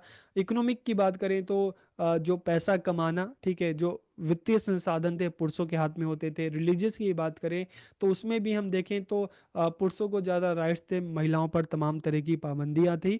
तो due to this gender discrimination is also prevalent in the society, कि इस कारण समाज में लैंगिक भेदभाव काफी व्याप्त है। ठीक है, अब तो कम हो रहा है, पहले काफी था। तो चाहे हम किसी भी कास्ट, क्लास, रिलीजन की बात करें, सब में ये चीजें हमें देखने को मिलती थी। समाज और परिवार में लड़कियों की तुलना में लड़कों को अधिक महत्व दिया जाता था। लेकिन आज़ादी के बाद से क्या हुआ, देश में विभिन्न अलग अलग तरह के प्रोग्राम आए। पॉलिसीज की हम बात करते हैं, एजुकेशन प्रोग्राम की बात करते हैं, तो यहाँ पर क्या किया गया, यहाँ पर विभिन्न कार्यक्रमों के द्वारा इन भेदभाव को कम करने की कोशिश की गई। ठीक है। पहले आप जब छोटे थे तो अक्सर एक कार्टून आता था मीना, ठीक है, मीना, उन उसका तोता मिट्ठू था। तो उस कहानी के माध्यम से भी एक अवेयरनेस लाई गई कि नहीं, जैसे लड़कों को अच्छी आप फैसिलिटीज दे रहे हैं, ठीक है, लड़कियों को भी आप दो। जिस तरह से लड़के जो है समाज में अपने परिवार का भरण पोषण कर सकते हैं, एक जिम्मेदारी निभा सकते हैं, उस तरह से लड़कियां भी निभा सकती हैं। आप कभी यूट्यूब में डालें तो मीना का जो कार्टून है, मीना और तोते का नाम मिट्टू है, ठीक है, इसको आप देखिए तो वो एक टाइम में हम देखते हैं कि उससे भी समाज में बच्चों पर, लोगों पर काफी असर पड़ा था उस कार्टून के द्वारा भी। ठीक है। Right to education act was made for the education of all children, के सभी बच्चों की शिक्षा हेतु शिक्षा का अधिकार कानून बनाया गया, ताकि चाहे मेल हो चाहे फीमेल हो, सभी को इक्वल अपॉर्चुनिटी दी जा सके, सबको इक्वल राइट्स दिए जा सके। सभी बच्चों की जरूरतों को ध्यान में रखकर पाठचर्या का निर्माण किया गया। इस तरह के पाठचर्या का निर्माण किया गया, पाठचर्या को बनाया गया, ताकि किसी तरह का कोई डिस्क्रिमिनेशन ना हो, किसी तरह का कोई भेदभाव ना हो। और हम ये भी देखते हैं कि जब राइट टू एजुकेशन आया तो उसके बाद बच्चों को फ्री स्टेशनरी है, स्कूल ड्रेस है, ये सारी चीज़ें बच्चों को फ्री में मिलने लगी। बच्चों को मिड डे मील जो है, इस तरह की भोजन की स्कूल में व्यवस्था की गई, सभी के लिए की गई। सामाजिक रूप से पिछड़े बच्चों और दिव्यांगों को आरक्षण प्रदान किया गया। और आपने देखा होगा कि इकोनॉमिक वीकर सेक्शन के लिए 25% का कोटा आया। जब राइट टू एजुकेशन एक्ट आया, कि जो पब्लिक स्कूल है, प्राइवेट स्कूल है, उनको अपनी 25% सीट जो सामाजिक रूप से पिछड़े वर्ग के बच्चे हैं उनके लिए रिजर्व करनी होगी, उनको वो सीट देनी होगी, ताकि बच्चे जो हैं वो भी अच्छे बड़े स्कूल में पढ़ सकें। इसलिए इसके साथ साथ जो है providing financial aid and scholarship including fees concession की, चाहे कोई मेल हो फीमेल हो, सभी के लिए जो सामाजिक रूप से पिछड़े जो बच्चे हैं उनके लिए वित्तीय सहायता है, स्कॉलरशिप है, ये प्रदान की गई। लड़कियों की बात करें तो देखिए, चाहे हम केंद्रीय विद्यालय की बात करें, चाहे हम प्राइवेट स्कूल्स की बात करें, अगर सिंगल गर्ल चाइल्ड है तो इसके लिए, चाहे स्कॉलरशिप की बात करते हैं, सीट में रिजर्वेशन की बात करते हैं, उसके लिए व्यवस्था की गई है। Encouraging girls education through various scheme की, विभिन्न योजनाओं द्वारा लड़कियों की शिक्षा को प्रोत्साहित करना। दिल्ली में अलग योजनाएं हैं, ठीक है, चाहे हम धन लक्ष्मी की बात करें, हम कन्या समृद्धि योजना की बात करें, लाडली योजना की बात करें, तो इस तरह की काफी सारी स्कीम है जो लड़कियों की शिक्षा को प्रोत्साहित करती है। स्त्री शिक्षा को बढ़ावा देने के लिए उन्हें वित्तीय सहायता देना, ठीक है, तो financial assistance to women to promote their education. तो अब जब वुमेन को हम वित्तीय सहायता की बात करते हैं, वुमेन को हम रिजर्वेशन की बात करते हैं, तो अब वुमेन चाहे किसी भी रिलीजन की हो, चाहे किसी भी रीजन से हो, चाहे शहरों से हो, चाहे गांव से हो, चाहे कोई किसी कास्ट से हो, ठीक है, सभी को वित्तीय सहायता देना, उनकी जरूरत के हिसाब से उनकी हेल्प करना। और लड़कियों को जैसे हमने बात की, उनको स्कूटी है, लैपटॉप है, मोबाइल है, कैश प्राइजेस है, उनको देना, ठीक है, ताकि वो और मोटिवेट हो पढ़ने के लिए, उनके फैमिली वाले और मोटिवेट हो कि अपनी लड़कियों को और अच्छा एजुकेशन देना। Reserve seat for women in public transport facilities हमने बात किया है। और reservation for women in admission in schools and colleges. और 25% रिजर्वेशन इन प्राइवेट स्कूल, जैसा मैंने अभी अभी आपको बताया, ठीक है, कि जो इकोनॉमिक व्हीकल सेक्शन है उनके लिए 25% आरक्षण। और आदिवासी एरिया में जो बच्चे हैं, जो ट्राइबल एरिया में बच्चे हैं, तो वहां पर भी उनके लिए भी क्या था कि जो सरकार है उसने अलग अलग एनजीओ के माध्यम से उन बच्चों की हेल्प के लिए, उनकी शिक्षा के लिए, चाहे हम बात करते हैं मोबाइल स्कूल। मोबाइल स्कूल क्या होता है, जैसे हम मोबाइल देखते हैं ना, आप एक ऐसा फ़ोन है कि आप एक जगह से दूसरी जगह आराम से लेकर घूम सकते हैं, तो उसी तरह से मोबाइल स्कूल एक वैन में हम देखते हैं कि इस तरह के जो स्कूल्स चलते हैं, ठीक है, जहाँ पर अलग अलग एरिया में जाकर बच्चों को एजुकेशन दी जाती है। तो एक तो स्कूल होता है, अब स्कूल बिल्डिंग है जो एक जगह स्कूल है और जहाँ पर सभी बच्चे जाते हैं। लेकिन हम हिली एरिया की बात करें, ट्राइबल एरिया की बात करें, तो हर जगह स्कूल बनाना पॉसिबल नहीं होता, क्योंकि आबादी बहुत छितरी होती है। तो इसलिए इस तरह के जो मोबाइल स्कूल हैं, ठीक है, कि वैन में स्कूल है, जिसमें चाहे लाइब्रेरी की बात करें, तो इस तरह के स्कूल चलते फिरते स्कूल हैं जहाँ पर अलग अलग एरिया में जाकर बच्चों को एजुकेट किया जाता है, अवेयर किया जाता है। और hostel facilities for tribal and handicap children, की आदिवासी व दिव्यांग बच्चों के लिए हॉस्टल की सुविधा, क्योंकि आदिवासी एरियो में जहाँ पर अच्छी एजुकेशन संभव ना हो, तो ऐसे बच्चों को शहर साइड में अगर इन बच्चों को एजुकेशन देने के लिए उनको स्कॉलरशिप देना, उनके लिए हॉस्टल की सुविधा देना, ट्रांसपोर्ट की सुविधा देना, ताकि ये भी अच्छी एजुकेशन ले सकें। और reservation in education and jobs की, शिक्षा और नौकरियों में आरक्षण, ठीक है। और इसके अलावा अलग एरिया में हम रूरल एरिया में बात करते हैं, ट्राइबल एरिया में बात करते हैं, तो वहाँ पर जो पहले से स्कूल हैं उन स्कूल को और बेहतर बनाया जाए, वहाँ पर और अच्छी फैसिलिटीज बनाई जाए, और जहाँ पे स्कूल नहीं है वहाँ पे नए स्कूल बनाए जाए। Providing safe transport and hostel facilities की, सुरक्षित वाहन और छात्रावास की सुविधा प्रदान करना।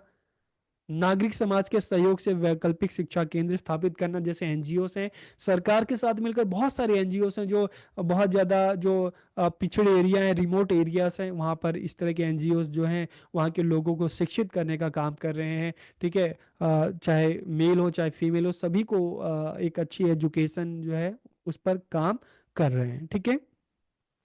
इसके अलावा linking organization involve in empowerment of person with disability with school, की दिव्यांग व्यक्तियों के सशक्तिकरण से जुड़े संगठनों को विद्यालयों से जोड़ना। बहुत सारे स्कूल्स ऐसे हैं जो मतलब स्कूल्स की बात करते हैं, अल्टरनेटिव स्कूल्स, एनजीओस, जो दिव्यांग बच्चों के लिए काम कर रहे हैं। बहुत सारे एनजीओ ऐसे हैं कि जो दिव्यांग बच्चों को फाइनेंशियल एड देते हैं, दिव्यांग बच्चों के को टूल्स इक्विपमेंट्स देते हैं, ठीक है। तो ऐसे जो संगठन है इनको विद्यालयों के साथ जोड़ना, ताकि विद्यालयों में भी जो इस तरह के बच्चे हैं उनको भी सहायता मिल सके। और इसके अलावा expanding and strengthening N I and ODL, national institute of open जो स्कूलिंग है, ओपन डिस्टेंस लर्निंग है, इसके माध्यम से जो बच्चे हैं घर बैठे अपनी पढ़ाई को कर सकते हैं। डिस्टेंस के थ्रू अपना 10th है, 12th है, ग्रेजुएशन जो है कर सकते हैं, ताकि सभी तक एजुकेशन पहुंच सके। और साथ ही साथ जो रीजनल लैंग्वेजेस हैं, क्षेत्रीय भाषा हैं, उनको प्रोत्साहन देना। ठीक है। तो ये अलग अलग माध्यम है, अलग अलग तरीके हैं जिसके माध्यम से समाज में जो इक्विटी और इक्वलिटी की हम बात करते हैं, तो इसके द्वारा समाज में सभी वर्गों में, चाहे कोई अलग रिलीजन हो, रीजन हो, ठीक है, अलग क्षेत्र से आने वाले जो बच्चे हैं, चाहे मेल हो चाहे फीमेल, लड़की लड़कियां, सभी सभी तक शिक्षा पहुंचाई जा सके। ठीक है, सभी को उनकी जरूरत के हिसाब से उनकी सहायता की जा सके, सभी को आगे बढ़ाया जा सके बिना किसी डिस्क्रिमिनेशन के।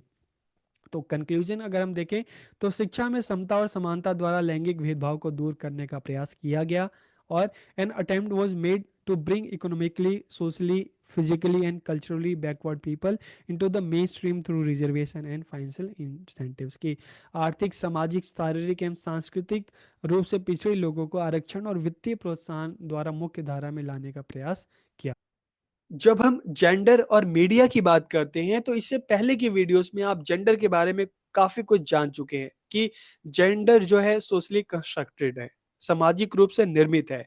जेंडर में अलग अलग जेंडर, चाहे मेल की बात करें, फीमेल की बात करें या थर्ड जेंडर की बात करें, तो सबकी अपनी अपनी रिस्पॉन्सिबिलिटीज बताई गई हैं, किसका क्या काम है, किसका क्या कर्तव्य है। तो जेंडर के बारे में काफी कुछ चीजें हम जान चुके हैं। और फिर बात आती है मीडिया की। तो मीडिया को जेंडर के साथ किस तरह से हम जोड़ सकते हैं? देखिए, जब मीडिया की हम बात करते हैं ना, तो हम न्यूज़पेपर की बात करते हैं, हम टीवी की बात करते हैं, हम थिएटर की बात करते हैं, हम सिनेमा की बात करते हैं, हम मोबाइल की बात करते हैं। तो ये सारी की सारी चीजें मीडिया में आती हैं। तो आए दिन आप वेब सीरीज देखते होंगे, मूवीज देखते होंगे, न्यूज में देखते होंगे कि आए दिन वुमेन के विरुद्ध काफी सारे आप देखेंगे कि वुमेन को लेकर काफी सारी न्यूज आती हैं। उनका काफी शोषण होता है, हरासमेंट होता है, इस तरह की काफी न्यूज आपको देखने को मिलती है। तो अलग अलग वेब सीरीज भी देखेंगे, मूवीज भी देखेंगे, तो ज्यादातर उसमें क्या दिखाया जाता है? मेल को ज्यादा स्ट्रांग दिखाया जाता है, और मेल की तुलना में फीमेल को कम स्ट्रांग दिखाया जाता है। तो एक तरह से मीडिया की बात करें तो वहां पर जो फीमेल है उनकी एक नेगेटिव इमेज भी बनाई जाती है कि नहीं, फीमेल जो है ज्यादा कमजोर होती हैं। लेकिन दूसरी तरफ अगर हम देखें, तो मीडिया का इस दिशा में काफी पॉजिटिव रोल भी है। मीडिया अक्सर आए दिन हम देखते हैं कि जो फीमेल हैं उनके राइट्स की, उनके खिलाफ जो शोषण हो रहा है उसके खिलाफ जो मीडिया में आवाज उठती रहती है। तो मीडिया लोगों को अवेयर करने का भी काम करता है। सरकार की जो अलग अलग पॉलिसीज आती हैं, नीतियां आती हैं, ठीक है, चाहे हम बेटी बचाओ बेटी पढ़ाओ की बात करते हैं, वुमेन को लेकर, गर्ल्स को लेकर अलग अलग जो स्कीम आती है, तो उसमें जो अवेयरनेस का काम भी कौन करता है? मीडिया करता है। ठीक है। तो आज के इस वीडियो में जेंडर स्कूल एंड सोसाइटी में हम जेंडर और मीडिया की बात करेंगे कि जेंडर क्या है, मीडिया क्या है, और दोनों एक दूसरे से किस तरह से जुड़े हुए हैं। तो वीडियो को पूरा देखिए, आखिर तक देखिए, और लास्ट में कमेंट करके जरूर बताइएगा कि वीडियो आपको कैसी लगी। तो वीडियो को हम शुरू करते हैं। आज का हमारा जो टॉपिक है, जेंडर एंड मीडिया। सबसे पहले हम जेंडर की बात करते हैं। देखिए, पहले की वीडियो में भी हम जेंडर को जान चुके हैं, लेकिन यहाँ पर भी हम एक बार जेंडर को जान लेते हैं, फिर हम मीडिया की बात करेंगे। तो जेंडर की जब हम बात करते हैं, तो जेंडर इज सोशल कंस्ट्रक्ट, कि जेंडर एक सामाजिक संरचना है। यह महिलाओं और पुरुषों की सामाजिक और सांस्कृतिक विशेषताओं को संदर्भित करता है। Socio cultural practice determine differences based on the child sex, की सामाजिक सांस्कृतिक प्रथाएं बच्चे के लिंग के आधार पर, उसके जेंडर के आधार पर निर्धारित होती हैं। ठीक है। जेंडर के आधार पर ही जब बच्चा पैदा होता है, तो मेल जेंडर के रूप में उसकी क्या रिस्पॉन्सिबिलिटी है, उसका क्या काम है, उसका क्या पहनावा है। फीमेल के रूप में उसका क्या काम है, क्या जिम्मेदारी है, क्या पहनावा है, ये सारे डिसाइड होती हैं। तो society assign certain roles to man and women, की समाज पुरुषों और महिलाओं को कुछ भूमिकाएं सौंपता है उनके जेंडर के आधार पर। This includes clothing, behaviour, social roles, status, identity and responsibility, कि इसमें कपड़े भी शामिल हैं, व्यवहार भी शामिल है, सामाजिक भूमिका भी है, स्थिति भी है, पहचान, जिम्मेदारी, सारी चीजें आती हैं। And gender include social relationship, power, emotions and language, की जेंडर में सामाजिक संबंध भी शामिल है, शक्ति भी है, भावना भी है, भाषा, ये सारी चीजें जेंडर का हिस्सा हैं। ठीक है। और अगर हम मीडिया की बात करें, तो media is term that refers to the means of communication that reach और influence people widely। कि मीडिया एक ऐसा शब्द है जो संचार के ऐसे साधनों को संदर्भित करता है जो लोगों तक व्यापक रूप से पहुंचते हैं और लोगों को प्रभावित करते हैं। देखिए, मीडिया किसी को भी रातों रात हीरो बना देता है और किसी को भी रातों रात जीरो बना देता है। मीडिया जो है, अगर हम सामाजिक रूप से जागरूकता की बात करें तो इसमें भी मीडिया का योगदान बहुत अहम होता है। जो सोशल इशू होते हैं, सामाजिक मुद्दे होते हैं, जैसे निर्भया के बारे में भी जब हुआ था हमने देखा था, तो मीडिया के माध्यम से उस चीज को काफी अवेयर किया गया लोगों को। ठीक है, सरकार पर दबाव बनाया गया। तो वुमेन की अगर बात करें, वुमेन एम्पावरमेंट की बात करें, वुमेन की जो समस्या है उसकी बात करें, उनके अधिकारों की बात करें, ठीक है, तो इस संबंध में भी मीडिया लोगों को जागरूक करने का काम करता है। और अलग अलग फिल्मों, वेब सीरीज की बात करें तो उनके माध्यम से जो घटनाएं होती हैं उनके माध्यम से जो है, उनमें मीडिया के माध्यम से जो है क्या होता है, एक नेगेटिव जो साइड हम देखते हैं तो मीडिया जो है वो ये दिखाने की भी कोशिश करता है कई बार कि नहीं, फीमेल जो है वो कम स्ट्रांग होती हैं, मेल ज्यादा स्ट्रांग होते हैं। तो जब हम मीडिया की बात करते हैं तो it includes TV, newspaper, internet, mobile, radio, computers की ये सारी चीजें मीडिया में आती हैं। और अगर मीडिया के हम इसको क्लासिफिकेशन करते हैं, वर्गीकरण करते हैं, तो एक आता है फोक मीडिया, जिसमें puppetry, folk theatre, street theatre, ये सारी चीजें आती हैं। फिर प्रिंट मीडिया जिसमें बुक, पैम्पलेट्स, न्यूज़पेपर्स, मैगजीन, ये सारी आती हैं। इलेक्ट्रॉनिक मीडिया में रेडियो, सिनेमा, टेलीविजन, ये सारी चीजें आती हैं। और आजकल के टाइम में जो एक न्यू मीडिया है जिसमें इंटरनेट, मोबाइल, टैब, ये सारी चीजें आती हैं। ठीक है, तो अब हम बात करते हैं जेंडर और मीडिया कि दोनों एक दूसरे से किस तरह से जुड़े हुए हैं। तो देखिए, जब हम मीडिया की बात करते हैं ना और डेमोक्रेसी की बात करते हैं तो media is called the fourth pillar of democracy. कि मीडिया को लोकतंत्र का चतुर्थ स्तंभ भी कहा जाता है, क्योंकि मीडिया ही जो है लोकतंत्र की जड़ों को मजबूत करता है। आए दिन जो सामाजिक इशू होते हैं, मुद्दे होते हैं, उसके खिलाफ लोगों को एकजुट करना, लोगों को जागरूक करने में मीडिया की जो भूमिका बहुत अहम होती है। Media plays an important role in influencing people's view on any issue. चाहे हम जेंडर की क्यों ना बात करें, कि मीडिया किसी भी मुद्दे पर लोगों के विचारों को प्रभावित करने में महत्वपूर्ण भूमिका निभाता है। It makes people aware about social issue, problems and discrimination. के सामाजिक मुद्दों, समस्याओं, भेदभाव आदि के विषय में लोगों को जागरूक करता है। यह सरकार तथा लोगों को अपने कर्तव्यों का ज्ञान करवाता है। ठीक है, मीडिया के द्वारा ही जो आम लोग हैं, जो सरकार हैं, उनको उनकी ड्यूटीज जो है उसके बारे में अवेयर किया जाता है। अगर मान लो सरकार किसी दिशा में, किसी इशू पे काम नहीं करती, तो मीडिया क्या है, लोगों को एकजुट भी करता है। और एकजुट करके सरकार को क्या है कि उनको मजबूर करता है कि अपना काम करें। और देखिए, मीडिया में अगर सरकार की नेगेटिव इमेज जाती है ना, तो एक टाइम बाद वो सरकार गिर भी जाती है। ऐसे बहुत सारे एग्जांपल हैं। और मीडिया में अगर सरकार की अच्छी इमेज होती है तो सरकार फिर से सत्ता में वापस आ जाती है। तो मीडिया का अपने आप में बहुत बड़ा योगदान है। The media has a powerful influence on how we understand and experience gender. की जेंडर के बारे में हमारी समझ और अनुभव पर मीडिया का बहुत बड़ा प्रभाव पड़ता है। अब देखिए, मेल फीमेल के अलावा थर्ड जेंडर की भी बात करें तो थर्ड जेंडर के जो राइट्स हैं, ठीक है, उनके जो मुद्दे हैं, उसको भी तो मीडिया पे काफी बड़ी संख्या में इसको उठाया गया। और आगे चल के हम देखते हैं कि थर्ड जेंडर है, उनकी भी राइट्स की बात की गई सुप्रीम कोर्ट में, उस पर भी बात की गई। ठीक है, तो the media portrays women as a weak and easily subject. कि मीडिया महिलाओं को कमजोर और आसानी से वश में की जाने वाली के रूप में भी चित्रित करता है। जैसे अक्सर हम मूवीज में देखते हैं, वेब सीरीज है उसमें देखते हैं, तो वहां पर हम देखते हैं कि हीरो होती हैं, हीरोइन होती हैं, हीरो को ज्यादा स्ट्रांग दिखाया जाता है। ठीक है, और जो हीरो है, मतलब हीरोइन को काफी कम स्ट्रॉन्ग, वीक इस रूप में चित्रित किया जाता है, हीरो को अधिक मजबूत दिखाया जाता है। मीडिया जो है महिलाओं को कमजोर दिखाकर लैंगिक जो रूढ़िवादिता है उसको मजबूत करता है। अक्सर मीडिया में इस तरह के जो आप फिल्में देखते हैं, नाटक देखते हैं, तो वहां पर ज्यादा वीक दिखाया जाता है। और सोसाइटी में भी वही चीजें हम देखते हैं कि फिल्मों में वही चीजें बार बार दिखाई जाती है, मूवी में दिखाई जाती है, सोसाइटी में उस तरह की चीजें हमें देखने को मिलती है कि ज्यादातर जो शोषण होता है, ठीक है, मैक्सिमम जो नंबर जो होते हैं वुमेन का ज्यादा होता है।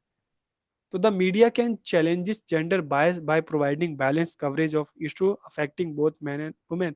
कि मीडिया पुरुषों और महिलाओं दोनों को प्रभावित करने वाले मुद्दों की संतुलित कवरेज प्रदान करके लैंगिक पूर्वाग्रह को चुनौती भी दे सकता है। एक और मीडिया महिलाओं को ज्यादा कमजोर दिखाता है, तो दूसरी ओर मीडिया ठीक है, महिलाओं के खिलाफ जो महिलाओं के साथ जो मुद्दे चल रहे हैं, ठीक है, उनका जो शोषण चल रहा है, तो उसके बारे में भी दिखाकर, एक बैलेंस न्यूज़ दिखाकर, ठीक है, जो महिलाओं के मुद्दे हैं, उनकी जो समस्या है, उसको दिखाकर लोगों को जागरूक भी करता है। जो लैंगिक पूर्वाग्रह है उसको चुनौती भी देता है, जो महिलाओं के जो मुद्दे हैं उसको उठाता भी है, ताकि महिलाओं को भी न्याय मिल सके, ठीक है, उनकी सुरक्षा के लिए भी कानून बन सके, उनका शोषण कम हो सके। मीडिया लैंगिक मुद्दों के बारे में जागरूकता बढ़ा सकता है और लोगों को लैंगिक रूढ़िवादिताओं को चुनौती देने के लिए प्रोत्साहित कर सकता है। जब हम लैंगिक रूढ़िवादिता की बात करते हैं तो इसमें ज्यादातर क्या होता है कि लिंग के आधार पर जो भेदभाव किया जाता है, पुरुषों को ज्यादा अधिकार दिए जाते हैं, महिलाओं को कम अधिकार दिए जाते हैं, तो जो रूढ़िवादिता है इसको भी चुनौती दी जा सकती है। और इसके बारे में सरकार पे कौन दबाव बनाता है, लोगों को कौन जागरूक करता है? मीडिया। मीडिया विकास के सभी क्षेत्रों में महिलाओं की भागीदारी को उजागर करके लैंगिक समानता को बढ़ावा दे सकता है। देखिए, आजादी के बाद धीरे धीरे मीडिया के माध्यम से ही तो हमें ये चीजें पता चली कि जो वेस्टर्न जो कंट्रीज हैं वहां पर वुमेन को ज्यादा अधिकार हैं, ज्यादा राइट्स हैं, ठीक है। तो धीरे धीरे ये चीजें हमारे देश में भी आई और धीरे धीरे महिलाओं की जो उनकी शिक्षा है, ठीक है, उनकी जो एक एम्पावरमेंट है उसकी धीरे धीरे बात होती गई। हमारे कॉन्स्टिट्यूशन में भी सबको समान राइट दिए गए। धीरे धीरे हम देख रहे हैं कि महिलाएं और पुरुष समान, एक समान आकर समाज के विकास में अपना योगदान दे रहे हैं। तो ये मीडिया का ही तो योगदान है।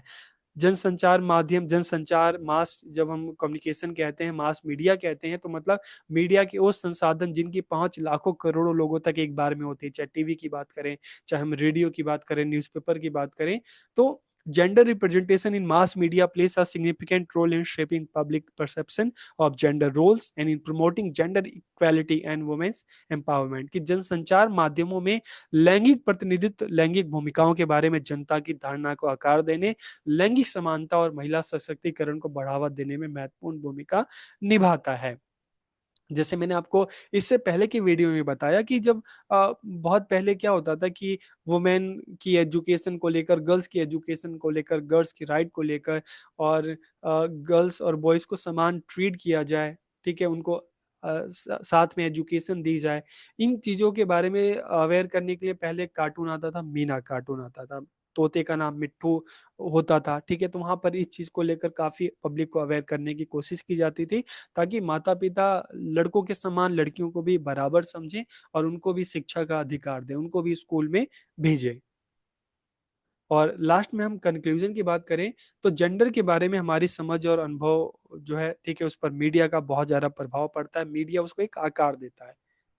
मीडिया द्वारा हमारी धारणाओं को आकार देने के तरीके के बारे में जागरूक होकर और सक्रिय रूप से विविध और समावेशी प्रतिनिधित्व को बढ़ावा देकर हम सभी के लिए अधिक समतापूर्ण समाज का योगदान दे सकते हैं।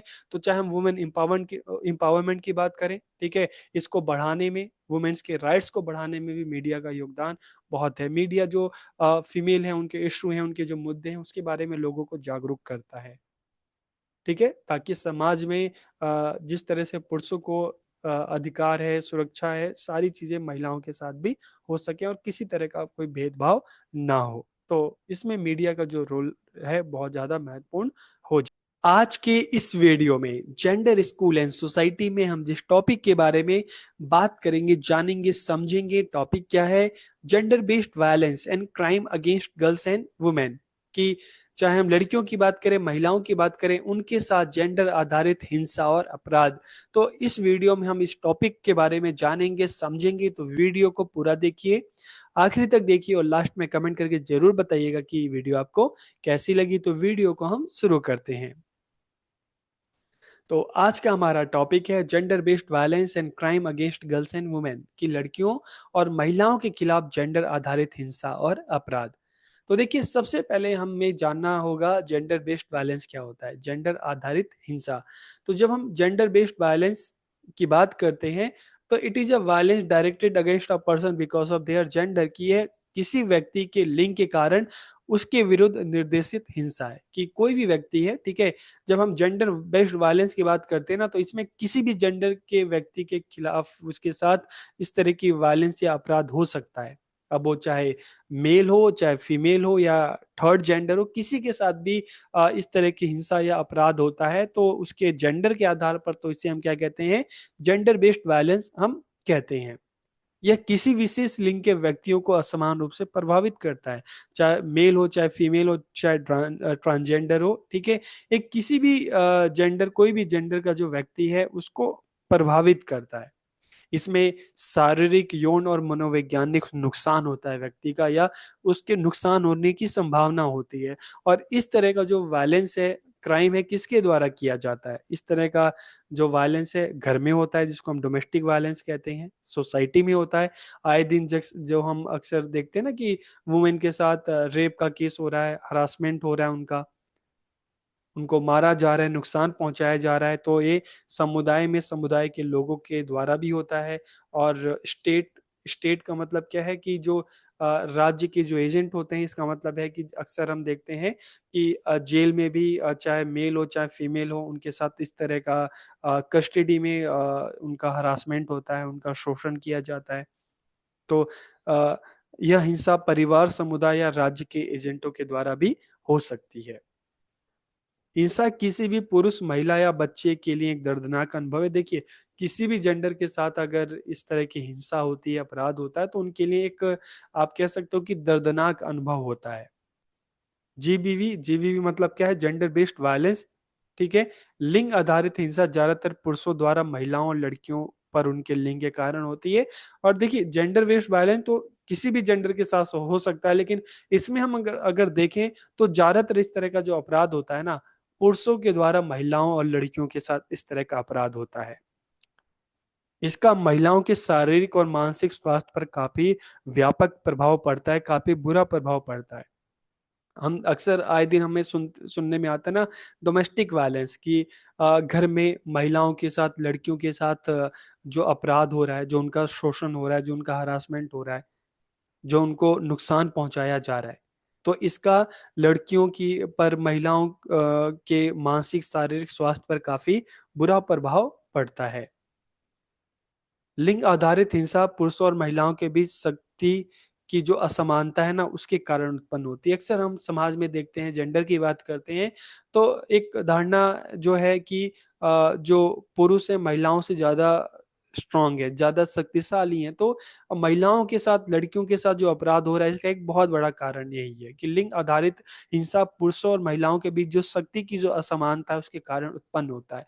शक्ति की असमानता अक्सर हम समाज में देखते हैं कि जो मजबूत, स्ट्रॉन्ग जो ग्रुप होता है, ठीक है, वो अपने से जो कम स्ट्रॉन्ग है उसके ऊपर हिंसा करता है, उसको नुकसान पहुंचाता है। आप जंगल में जाएंगे, आपने डिस्कवरी देखा है, जियोग्राफी देखा है, तो अक्सर आप वहां पे भी तो ये देखते हो कि जो ज्यादा शक्तिशाली होता है, अपने से कम शक्तिशाली को नुकसान पहुंचाता है। शेर अक्सर शेर का शिकार क्यों नहीं करता? शेर शिकार किसका करता है? हिरणों का करता है।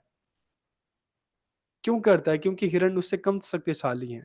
तो ये चीज हमें देखने को मिलता है अपने समाज में भी कि अक्सर जो शोषण होता है महिलाओं का, ज्यादातर जो शोषण होता है पुरुषों के द्वारा किया जाता है, क्योंकि यहाँ पर शक्ति की असमानता हमें देखने को मिलता है। ऐसा नहीं है कि जो फीमेल है पुरुषों का शोषण नहीं करती, करती है, लेकिन ये मात्रा बहुत कम है। ज्यादातर हम देखते हैं कि पुरुषों द्वारा जो है महिलाओं का शोषण जो किया जाता है, चाहे मीडिया में देखेंगे, न्यूज़पेपर में आप देखेंगे, अक्सर रेप केसेस भी जो होते हैं, डोमेस्टिक वायलेंस भी जो होते हैं, वहां पर इस तरह की चीजें हमें देखने को मिलती है कि पुरुषों के द्वारा महिलाओं को ज्यादा नुकसान पहुंचाया जाता है।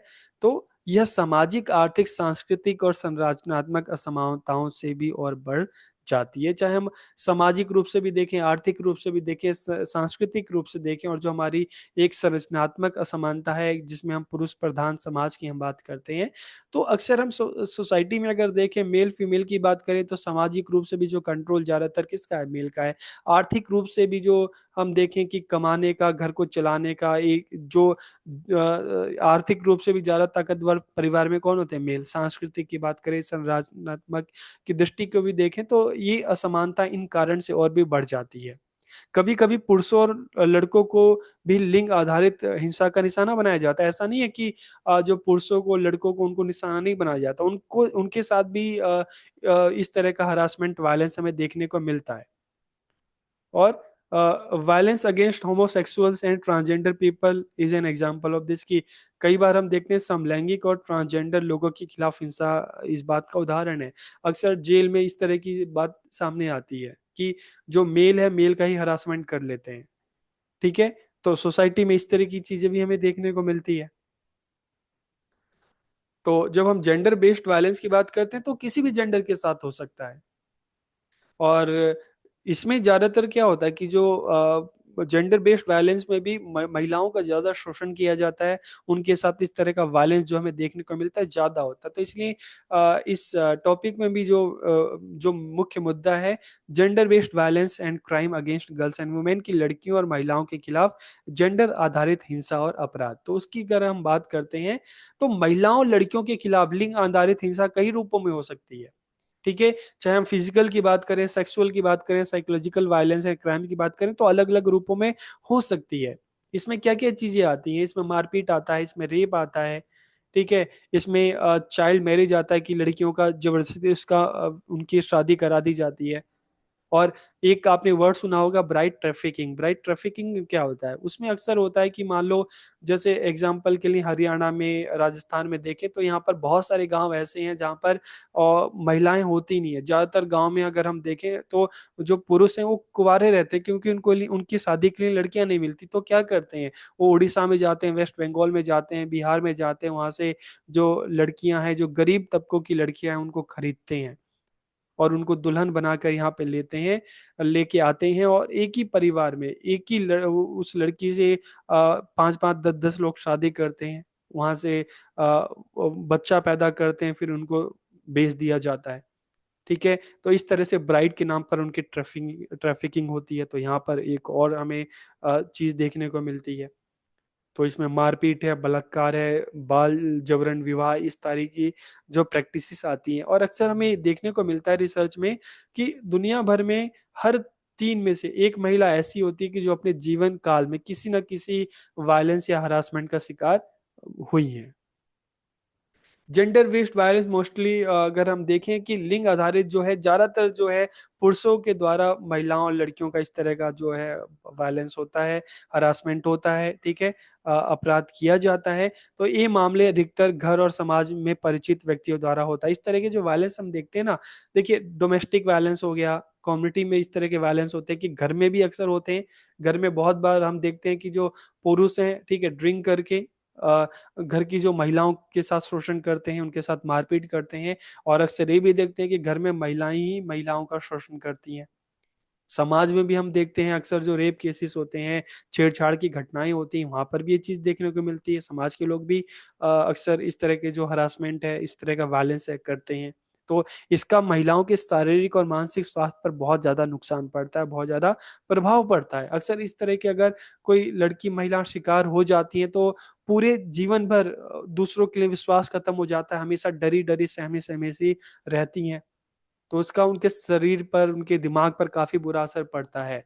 यह महिलाओं के मन में डर और असुरक्षा का भाव उत्पन्न करता है। यह शैक्षिक अवसरों और रोजगार की संभावना को भी बाधित करता है। देखिए, अक्सर महिलाओं को क्या किया जाता है कि हम देखने को मिलता है कि अभी भी बहुत सारी सोसाइटी ऐसी हैं कि पुरुषों की तुलना में महिलाओं को कम अवसर दिए जाते हैं। उनको चाहे शिक्षा का अवसर है, चाहे रोजगार का अवसर है, उनको कम दिया जाता है।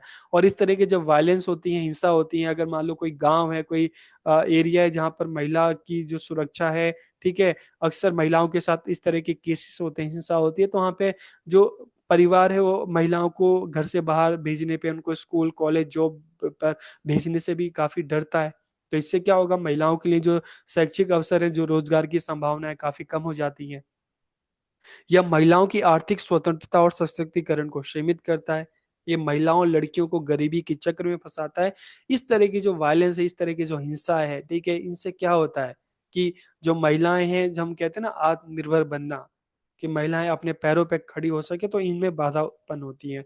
फिर महिलाएं क्या होती हैं कि फिर से उनको दूसरों के भरोसे रहना पड़ता है। तो इस तरह से वो पोवर्टी है, गरीबी है, इस चक्र में वो फंसती जाती हैं। अब अगर हम बात करें types of gender based violence and crime की लिंग आधारित हिंसा और अपराध के प्रकार, तो देखिए वैसे तो हम कहते हैं डोमेस्टिक वायलेंस होता है, ठीक है, कस्टडी वायलेंस होता है, कम्युनिटी में जो सोशल वायलेंस जो होता है, अलग अलग वायलेंस है। तो सबको हम लेके अगर हम देखें तो देखिए साइकोलॉजिकल वायलेंस की मानसिक रूप से आप किसी को प्रताड़ित कर रहे हैं, किसी के चाहे छेड़छाड़ है, चाहे आप किसी को कोई शब्द कह रहे हैं, ठीक है, तो साइकोलॉजिकल वायलेंस भी होता है अक्सर। पीछा करना, अक्सर हम देखते हैं कि जो गर्ल्स हैं ऑफिस जा रही हैं, स्कूल जा रही हैं, कॉलेज जा रही हैं, तो जो उनका जो लड़के हैं, ठीक है, आपराधिक जो छवि वाले जो लोग हैं उनका पीछा करते हैं, ठीक है। तो साइकोलॉजिकल वायलेंस भी इस तरह का होता है कि आप किसी को कुछ फिजिकली डैमेज नहीं कर रहे, लेकिन अलग अलग आप तरीके से आप क्या कर रहे हैं, आप उनको मानसिक रूप से परेशान कर रहे हैं, ठीक है। फिजिकल वायलेंस में हम देखते हैं आप शारीरिक रूप से आप परेशान करते हैं, फोर्स मैरिज, जबरदस्ती आप लड़कियों का विवाह कर रहे हैं, कम उम्र में विवाह कर रहे हैं, सेक्सुअल वायलेंस है, रेप है। और रेप में भी अक्सर हम देखते हैं कि महिला की जो जननांग है उनको नुकसान पहुंचाया जाता है, जबरन जो गर्भपात है, अबॉर्शन है, करवाया जाता है, नसबंदी है, करवाई जाती है, सेक्सुअल हरासमेंट है, यौन उत्पीड़न है, वुमेन ट्रैफिकिंग, जैसे मैंने आपको ब्राइड ट्रैफिकिंग के बारे में बताया कि औरतों को, लड़कियों को किडनैप कर लेना, उनको खरीद लेना, एक जगह से दूसरी जगह ले जाना, उनका शोषण करना, ये सारे काफी अलग अलग तरीके हैं, ठीक है। तो types of gender based violence and crime की बात करते हैं तो ये सारी चीजें इसमें आ जाती हैं। अब क्वेश्चन आता है how to control violence and crime against women, की महिलाओं के विरुद्ध हिंसा और अपराध को कैसे नियंत्रित किया जाए, ठीक है। तो raising awareness through education and community program, शिक्षा और सामुदायिक कार्यक्रमों के माध्यम से जागरूकता को बढ़ाना, जिसमें मीडिया का रोल काफी अहम हो जाता है, चाहे न्यूज़पेपर है, चाहे टीवी है, चाहे रेडियो है, ठीक है। तो अलग अलग कार्यक्रमों के माध्यम से स्कूल्स में इस तरह के कार्यक्रम चलाए जाने चाहिए, नुक्कड़ नाटक होने चाहिए गली मोहल्ले चौराहे पे, ठीक है। तो इस तरह के नाटक होने चाहिए, कार्यक्रम होने चाहिए, नुक्कड़ नाटक होने चाहिए, थिएटर होने चाहिए, ताकि जो अवेयरनेस है, ठीक है, कि महिलाओं को भी पुरुषों के समान लाया जाए, उनको भी अच्छी एजुकेशन दी जाए। हर घर में महिलाएं होती हैं, तो पुरुषों का ये दायित्व है कि जैसे अपनी घर की महिलाओं को की सेफ्टी सिक्योरिटी उसका ध्यान रखते हैं, तो समाज में जो बाकी की जो महिलाएं हैं उनकी भी सुरक्षा जो है उसको ध्यान में रखना चाहिए। जिस तरह से अपनी घर की फीमेल को ट्रीट करते हैं उस तरीके से दूसरे घर की भी जो फीमेल है उनको ट्रीट करना चाहिए, उनका सम्मान करना चाहिए। अगर इस तरह से हर कोई करेगा तो ये इस तरह का हरासमेंट है, शोषण है, वायलेंस है, वो अपने आप कम हो जाएगा। और साथ ही साथ क्या है कि देखिए, हम अगर कानून की बात करते हैं तो इसके लिए एक मजबूत कानून बहुत जरूरी होता है। Strengthening laws to protect victims की, पीड़ितों की सुरक्षा के लिए कानूनों को मजबूत करना, और जो इस तरह की जो पीड़ित हैं उनकी काउंसलिंग करना, उनके लिए जो शेल्टर्स हैं वो प्रोवाइड करना, और promote a culture of respect and equality, की सम्मान और समानता की संस्कृति को बढ़ावा देना, जहां पर किसी तरह का कोई डिस्क्रिमिनेशन ना हो। इसके अलावा promote gender equality and respectful relationship, की लैंगिक समानता और सम्मानजनक संबंधों को बढ़ावा देना, जहां पे समाज में सभी लिंगों को सम्मान मिले, एक दूसरे की रिस्पेक्ट करें सब, किसी तरह का कोई हरासमेंट ना हो। Provide gender education to all, कि सभी को जेंडर शिक्षा प्रदान करना। जैसे देखिए बीएड में क्या है कि आप इस सब्जेक्ट को पढ़ रहे हैं, जेंडर स्कूल एंड सोसाइटी, ताकि आप इस चीज के बारे में स्कूल में आने वाली, देखिए लड़के भी हैं, लड़कियां भी हैं, ठीक है, तो सभी लोग हैं। तो जब आप ये चीजें आपको पता चलेंगी, इसके बारे में जानेंगे, तभी तो आप इसको, जो भी प्रॉब्लम्स है उसको ठीक करने में आप अपना योगदान दे सकते हैं। आप बच्चों को और अवेयर कर सकते हैं, उनके पेरेंट्स को अवेयर कर सकते हैं।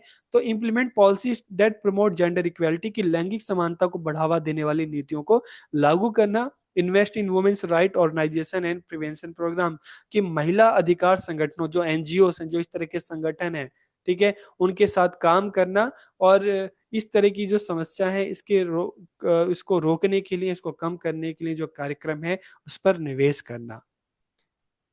इसके अलावा providing counselling and shelter homes for victims, की पीड़ितों के लिए परामर्श और आश्रय गृह प्रदान करना, और महिलाओं के खिलाफ अपराधों की तुरंत जांच करना। नहीं नहीं कि इसमें लेजनेस हो, इसमें टाइम लगाएं, कि इस तरह का अपराध होता है तो देखिए अगर तुरंत जांच की जाएगी, तुरंत कार्रवाई की जाएगी, तो जो इस तरह के जो गलत काम करेगा उसको भी कानून का डर होगा। महिलाओं के खिलाफ हिंसा और भेदभाव के खिलाफ आवाज उठाना, ऐसी फिल्मों नाटकों का विरोध करना जो महिला के खिलाफ जो अपराध है उसको बढ़ावा देते हैं। आज के इस वीडियो में जेंडर स्कूल एंड सोसाइटी में हम जिस टॉपिक पर बात करेंगे, जानेंगे, समझेंगे, टॉपिक क्या है, women empowerment strategies and issues, महिला सशक्तिकरण की रणनीतियां और मुद्दे।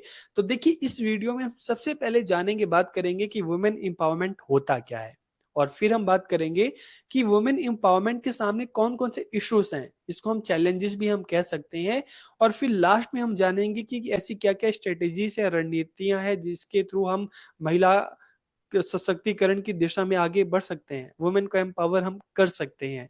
तो इस वीडियो में हम इन सभी पॉइंट्स पर बात करेंगे। तो वीडियो को पूरा देखिए, आखिर तक देखिए, और लास्ट में कमेंट करके जरूर बताइएगा कि वीडियो आपको कैसी लगी। तो वीडियो को हम शुरू करते हैं। आज का हमारा टॉपिक है strategies and issues of empowerment of women, की महिला सशक्तिकरण की रणनीतियां और मुद्दे। तो सबसे पहले हम वुमेन एम्पावरमेंट की बात कर लेते हैं, महिला सशक्तिकरण की बात कर लेते हैं। तो देखिए वुमेन एम्पावर कब होती हैं? Women empowerment refers to the process by which women gain power and control over their lives and the ability to make strategic choice, की महिला सशक्तिकरण उस प्रक्रिया को संदर्भित करता है जिसके द्वारा महिलाएं अपने जीवन पर शक्ति और नियंत्रण प्राप्त करती हैं। देखिए जब हम कहते हैं ना कि महिला अपने जीवन पर शक्ति और नियंत्रण प्राप्त करती हैं, मतलब क्या है कि महिलाएं इस काबिल हो जाती हैं कि वो आत्मनिर्भर बनती हैं, अपने निर्णय जो है खुद लेती हैं, किसी के प्रभाव में नहीं लेती। तब हम कहते हैं कि जो महिला सशक्तिकरण की हम बात करते हैं, और रणनीतिक विकल्प बनाने की क्षमता प्राप्त करती हैं कि महिलाएं अपना निर्णय लेने, ठीक है, अपने जीवन से संबंधित निर्णय लेना, समाज में पुरुषों के समान उनको बराबर अधिकार मिलना, उनको शक्ति मिलना, और अपने फ्यूचर के विषय में प्लानिंग करना। जब ये सारी चीजें महिलाओं को प्राप्त हो जाती हैं, ये अधिकार उनको प्राप्त होने लगते हैं, तो हम कहते हैं कि हाँ वुमेन एम्पावर हो रही हैं, ठीक है, महिला सशक्त हो रही हैं। It includes promoting a sense of self respect among women, their ability to determine their own choices and their right to effect social change for themselves, कि इसमें महिलाओं के बीच आत्मसम्मान की भावना को बढ़ाना, अपनी पसंद निर्धारित करने की उनकी क्षमता, और खुद के लिए सामाजिक परिवर्तन को प्रभावित करने का उनका अधिकार शामिल है। जब ये सारी चीजें हों, हम जब वुमेन को इस तरह का अधिकार मिले, उनको अपने जो परिवार में, समाज में अपने निर्णय खुद ले सकें, अपने भविष्य के बारे में खुद सोच सकें, समाज में उनको पुरुषों के समान रिस्पेक्ट मिले, अधिकार मिले, ठीक है, तब हम ऐसा सोच सकते हैं, कहते हैं कि हाँ वुमेन अब एम्पावर हो रही है, महिला सशक्त हो रही है। तो इसे ही हम क्या कहते हैं, वुमेन एम्पावरमेंट हम कहते हैं। अब क्वेश्चन आता है issues of empowerment of women, कि महिला सशक्तिकरण के मुद्दे कौन कौन से हैं, महिला सशक्तिकरण के समक्ष क्या क्या चुनौतियां हैं। तो देखिए जब हम इश्यूज की बात करते हैं, तो महिलाओं को समान काम के लिए पुरुषों की तुलना में कम वेतन दिया जाता है। अक्सर हम देखते हैं कि समान कार्यों के लिए, ठीक है, पुरुषों को महिलाओं की तुलना में ज्यादा वेतन दिया जाता है। खैर अब धीरे धीरे ये चीजें कम हो रही हैं, जैसे जैसे हम अपने देश को भी देखते हैं, अपने समाज को भी देखते हैं, तो धीरे धीरे जब हम बात करते हैं कि महिला और पुरुषों दोनों को हमारे कानून में भी, संविधान में भी समान अधिकार दिए गए हैं। तो इशू एक क्या है जो हमें देखने को मिलता है कि समान काम के लिए महिलाओं को पुरुषों की तुलना में कम वेतन दिया जाता है। इसके अलावा women faces limited access to economic opportunity, कि जैसे अक्सर हम देखते हैं कि जेंडर की जब हम बात करते हैं, तो जेंडर में रिस्पॉन्सिबिलिटी पुरुषों को दी गई कि तुम्हें परिवार को चलाना है, ठीक है, तुम्हें बाहर काम करना है, और अर्न करना है, अपने परिवार को चलाना है। तो इस रिस्पॉन्सिबिलिटी में क्या है, हमें देखने को मिलता है विलेज साइड में हम ज्यादातर देखते हैं कि महिलाएं घर तक ही सीमित हो जाती हैं, उनको फाइनेंशियली पैसे के लिए पुरुषों पर निर्भर रहना पड़ता है। तो इसमें क्या होता है कि जो इकोनॉमिक अपॉर्चुनिटी होती है ना महिलाओं की, जब महिलाएं घर तक सीमित हो जाती हैं तो आर्थिक अवसर जो होते हैं उनके लिए सीमित हो जाते हैं। इसके अलावा women experience sexual violence and harassment, की महिलाएं यौन हिंसा और उत्पीड़न का अनुभव करती हैं, चाहे परिवार की बात करें चाहे समाज की बात करें, इस तरह का वायलेंस और हरासमेंट जो है वुमेन के साथ होता है और इस तरह का अनुभव वो करती हैं। इसके अलावा women face gender based violence and discrimination, की महिलाएं लिंग आधारित हिंसा और भेदभाव का सामना करती हैं, जो वुमेन एम्पावरमेंट के सामने एक बहुत बड़ा इशू है, एक बहुत बड़ा चैलेंज है। इसके अलावा women face discrimination in the work place, की कार्यस्थल पर भी देखते हैं तो महिलाओं के साथ इस तरह का हरासमेंट होता है, मेंटल फिजिकल हरासमेंट होता है। ठीक है, उनको भेदभाव का सामना करना पड़ता है, जैसे मैंने आपको बताया समान काम के लिए समान वेतन जो है वो नहीं मिलता। देखिए, कई जगह ऐसा भी होता है कि महिलाओं को पुरुषों से ज़्यादा वेतन मिलता है और कई जगह ऐसा भी होता है दोनों का समान वेतन मिलता है और कई जगह ऐसा भी होता है जिसे हम मजदूरी में हम अक्सर देखते हैं कि महिलाओं को कम वेतन मिलता है और पुरुषों को ज़्यादा। Women face lack of education, की महिलाएं शिक्षा की कमी का सामना करती हैं। अगर हम रिमोट एरियाज की बात करें जहां पर इस तरह के अवसर कम होते हैं शिक्षा के, तो वहां पर हम देखते हैं कि अगर परिवार में लड़के और लड़कियां हैं, ठीक है, तो ज्यादातर जो अवसर होते हैं स्कूल एजुकेशन या हायर एजुकेशन के, पुरुषों को ज्यादा मिलते हैं, महिलाओं को उतने अवसर पुरुषों की तुलना में नहीं मिलते। और इसके अलावा cultural and social norms can hinder women's empowerment, के सांस्कृतिक और सामाजिक मानदंड महिला सशक्तिकरण में बाधा डालते हैं, जिसमें कहा जाता है कि जो सामाजिक रूप से भी देखें सांस्कृतिक रूप से देखें कि जो एक रूढ़िवादिता है कि नहीं पुरुषों को ज्यादा अधिकार है, उनको ज्यादा अवसर मिले हैं, ठीक है, तो कहीं ना कहीं ये चीजें भी महिला सशक्तिकरण में बाधा डालती हैं। अब क्वेश्चन आता है strategies of empowerment of women, की महिला सशक्तिकरण की क्या रणनीतियां हो सकती हैं। तो समाज में महिलाओं की स्थिति को मजबूत करना, किस तरह से मजबूत करना, कानून के द्वारा, शिक्षा के द्वारा, to provide them resources so that they can become economically strong, कि उन्हें संसाधन उपलब्ध कराना, उन्हें एक अच्छी एजुकेशन देना, ताकि अच्छी एजुकेशन देना, साथ में फ्रीडम देना, अपॉर्चुनिटी देना, ताकि वो भी आर्थिक रूप से मजबूत बन सकें, वो भी आत्मनिर्भर बन सके पैसे के लिए, ठीक है, वो पुरुषों पर निर्भर ना रहे। To make women a self reliant as man, कि महिलाओं को पुरुषों के समान आत्मनिर्भर बनाना, महिलाओं की शिक्षा को बढ़ावा देना। और किस तरह से बढ़ावा दिया जा रहा है, सरकार भी अलग अलग तरह की योजनाएं लेके आ रही है, उनको स्कॉलरशिप मिल रही है, रिजर्वेशन मिल रहे हैं, महिलाओं के लिए भी अलग स्कूल्स कॉलेज जो हैं वो बनाए जाते हैं, ठीक है, ताकि महिलाओं की शिक्षा को ज्यादा से ज्यादा बढ़ावा दिया जा सके। इसके अलावा to launch schemes to train women in self defence technique, की महिलाओं को आत्मरक्षा तकनीकों में प्रशिक्षित करने के लिए योजनाएं शुरू की गई हैं, ताकि महिलाओं को इस तरह से सशक्त बनाया जाए, फिजिकली स्ट्रांग बनाया जाए कि उनके साथ किसी तरह का इस तरह का हरासमेंट या फिजिकली शोषण ना हो सके। महिलाओं के खिलाफ होने वाले अपराधों को खत्म करना, कम करना, कानून को इतना मजबूत बनाना कि शोषण करने वाले भी जो है वो डरे कि भाई हमें इस तरह का काम नहीं करना है। और अवसरों और संसाधनों तक पहुंच का अधिकार, कि right to have access to opportunity and resources, की महिलाओं को अगर सशक्त करना है तो जरूरी है कि महिलाओं को ज्यादा से ज्यादा अपॉर्चुनिटी दी जाए, उनको अच्छी एजुकेशन दी जाए, ठीक है, उनके लिए अच्छी स्कूल्स हैं, अच्छे जो चाहे हम जॉब्स की बात करते हैं, ठीक है, स्कूल्स की बात करते हैं, उनको अच्छा एनवायरनमेंट दिया जाए, उनके पास भी अपॉर्चुनिटी होनी चाहिए, यही नहीं कि महिलाओं को कुछ कोर्सेज तक सीमित कर दिया जाए, उनको अपनी चॉइस के हिसाब से, अपने इंटरेस्ट के हिसाब से जो अलग अलग फील्ड में जाना चाहे तो उनको अधिकार दिया जाए, और अपने जीवन को नियंत्रित करने के शक्ति के होने का अधिकार, ये नहीं कि महिलाओं के जीवन पर पुरुषों का नियंत्रण हो, बल्कि महिलाओं को इस तरह की आज़ादी मिलनी चाहिए कि अपने जीवन से संबंधित अधिकार निर्णय खुद ले। जेंडर स्कूल एंड सोसाइटी में आज के इस वीडियो में आप सभी जानने वाले हैं, समझने वाले हैं कि हमारे संविधान में, कॉन्स्टिट्यूशन में, हमारे कानून में वुमेन एम्पावरमेंट के लिए, महिला सशक्तिकरण के लिए कौन कौन से प्रोविजंस बनाए गए, जिससे महिलाओं को एम्पावर किया जा सके, उनको सशक्त बनाया जा सके। तो इस वीडियो में आप इन सभी प्रोविजंस के बारे में जानेंगे, समझेंगे। तो वीडियो को पूरा देखिए, आखिर तक देखिए और लास्ट में कमेंट करके जरूर बताइएगा कि वीडियो आपको कैसी लगी। तो वीडियो को हम शुरू करते हैं।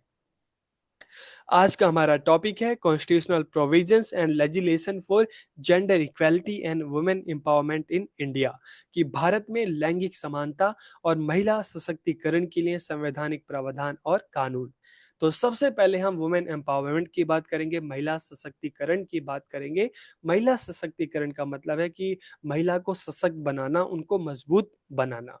तो जब हम वुमेन एम्पावरमेंट की बात करते हैं तो महिला सशक्तिकरण उस प्रक्रिया को संदर्भित करता है जिसके द्वारा महिलाएं अपने जीवन पर शक्ति और नियंत्रण प्राप्त करती हैं और रणनीतिक विकल्प बनाने की क्षमता प्राप्त करती हैं। तो देखिए, जब हम वुमेन एम्पावरमेंट की बात करते हैं, महिला सशक्तिकरण की बात करते हैं, वुमेन को एम्पावर करने की बात करते हैं, तो इसमें क्या होता है कि महिलाओं का अपने जीवन पर पूरी तरीके से नियंत्रण होना, कि महिलाएं अपने जीवन से संबंधित निर्णय स्वयं ले सके, उनके निर्णय पर किसी दूसरे का प्रभाव ना हो, और जीवन में क्या करना है, किस दिशा में जाना है, इस बारे में वुमेन महिलाएं निर्णय ले सके। इसमें महिलाओं के बीच आत्मसम्मान की भावना को बढ़ावा देना, उन्हें अपनी पसंद निर्धारित करने की उनकी क्षमता और खुद के लिए सामाजिक परिवर्तन को प्रभावित करने का उनका अधिकार शामिल है। तो देखिए, जब हम वुमेन एम्पावरमेंट की बात करते हैं, महिला सशक्तिकरण की बात करते हैं, तो मतलब है कि महिलाओं की जिंदगी पर किसी दूसरे का नियंत्रण ना होना, महिलाएं अपने जीवन से संबंधित, अपने भविष्य से संबंधित निर्णय जो है खुद ले सके। समाज में है कि उनकी पुरुषों के समान उनको भी पूरा अधिकार प्राप्त हो, चाहे हम व्यवसाय की बात करें, चाहे हम एजुकेशन की बात करें, अपने निर्णय महिलाएं खुद ले सके। अब हम बात करते हैं constitutional provisions for women empowerment and gender equality in India.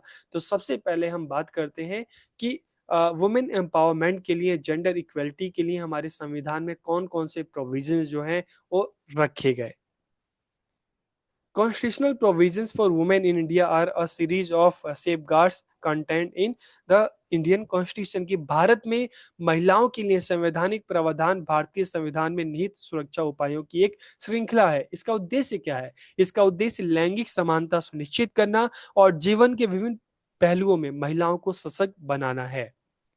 ये प्रावधान महिलाओं को भेदभाव से बचाने की, मतलब उनके साथ किसी तरह का कोई डिस्क्रिमिनेशन ना हो, उनकी भलाई को बढ़ावा देने और राजनीतिक, आर्थिक और सामाजिक क्षेत्रों में उनके समान भागीदारी सुनिश्चित करने के लिए बनाए गए, ताकि राजनीति में भी महिलाओं का पूरा पार्टिसिपेशन हो, आर्थिक रूप से भी देखें तो महिलाएं आत्मनिर्भर हो, सामाजिक क्षेत्र में भी, चाहे व्यवसाय क्षेत्र में बात करें, कि पुरुषों के साथ कंधे से कंधा मिलाकर चले। तो इसके लिए भारतीय संविधान में कई सारे जो आर्टिकल्स जो हैं, कई सारे जो प्रोविजंस है वो रखे गए। अब एक एक करके उन आर्टिकल्स की हम बात करते हैं।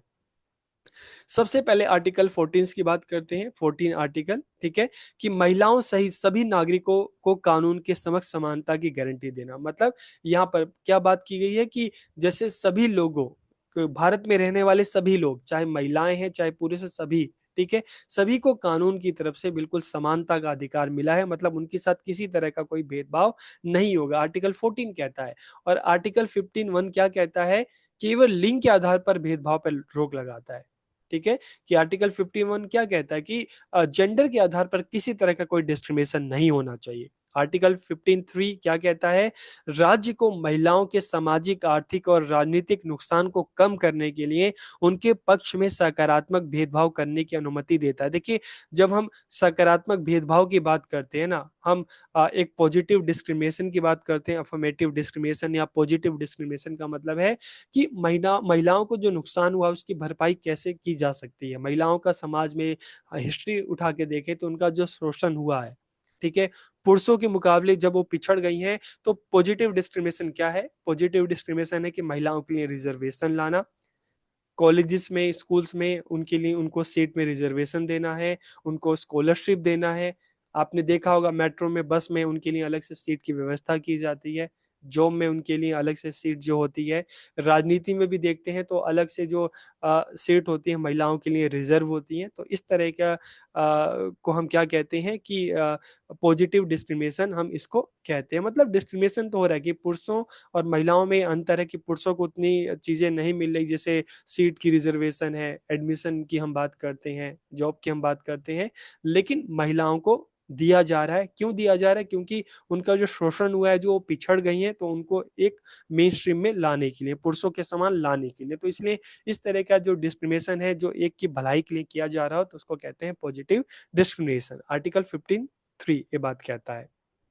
फिर आर्टिकल 16 की बात करते हैं, तो इसमें क्या बात की गई है कि राज्य के अधीन किसी भी पद पर नियुक्ति या रोजगार के मामलों में महिलाओं सहित सभी नागरिकों के लिए अवसर की समानता प्रदान करता है। मतलब राज्य की कोई भी किसी तरह की भी हम बात करते हैं कि रोजगार निकले, कोई भी वैकेंसी निकले, तो उसमें जैसे पुरुषों को अधिकार मिले तो महिलाओं को भी समान रूप से अधिकार मिलेगा। ठीक है, जेंडर के बेस पर किसी को नौकरी देने से मना नहीं किया जा सकता। तो राज्य की तरफ से जो अपॉर्चुनिटी है, जो अवसर है, वो सभी के लिए जो है बिल्कुल समान रहेंगे। फिर आर्टिकल 21 की बात करते हैं, तो देखिए एक जो हम आर्टिकल 21 की बात करते हैं, राइट टू एजुकेशन, शिक्षा का अधिकार, जिसमें 6 से लेकर 14 ईयर्स के सभी बच्चे, चाहे कोई लड़का हो चाहे लड़की, सभी को फ्री एंड कंपलसरी एजुकेशन का राइट दिया गया है। और आर्टिकल 21 जिसमें हम जीवन के अधिकार की बात करते हैं, तो इसमें क्या बात की गई है कि जीवन और व्यक्तिगत स्वतंत्रता की सुरक्षा का प्रावधान है।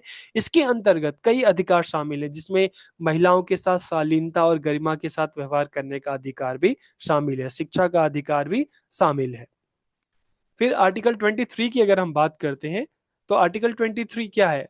ये मानव तस्करी पर प्रतिबंध लगाता है। मतलब किडनैप करना और उसको एक जगह से दूसरी जगह भेज देना, ठीक है, तो मानव तस्करी पर प्रतिबंध लगाता है, जिसमें महिलाओं की खरीद फरोख्त, महिलाओं का अनैतिक व्यापार, वेश्यावृत्ति, ये सारी चीजें शामिल हैं। और आर्टिकल 39 की बात करते हैं, तो राज्य को पुरुषों और महिलाओं के लिए सामान्य कार्य के लिए समान वेतन सुनिश्चित करने का निर्देश देता है कि अगर पुरुषों और महिलाओं से सामान्य कार्य लिया जा रहा है तो उसके लिए वेतन भी समान होना चाहिए। ऐसा नहीं कि पुरुषों को ज्यादा दे दिया जाए वेतन और महिलाओं को कम। ठीक है, फिर आर्टिकल 42 की अगर हम बात करते हैं, तो राज्य को काम की न्यायसंगत और मानवीय परिस्थितियों तथा मातृत्व राहत के लिए प्रावधान करने का निर्देश देता है। जैसे हम देखते हैं ना कि जब प्रेगनेंसी में वुमेन को एक्स्ट्रा जो है लीव दी जाती है, उनको 6 मंथ की इस तरह की जो है छुट्टियां दी जाती हैं। ठीक है, आर्टिकल 45 की अगर हम बात करें, तो आर्टिकल 45 राज्य को क्या निर्देश देता है कि वह सभी बच्चे, जिनमें बालिकाएं भी हैं, लड़कियां भी हैं,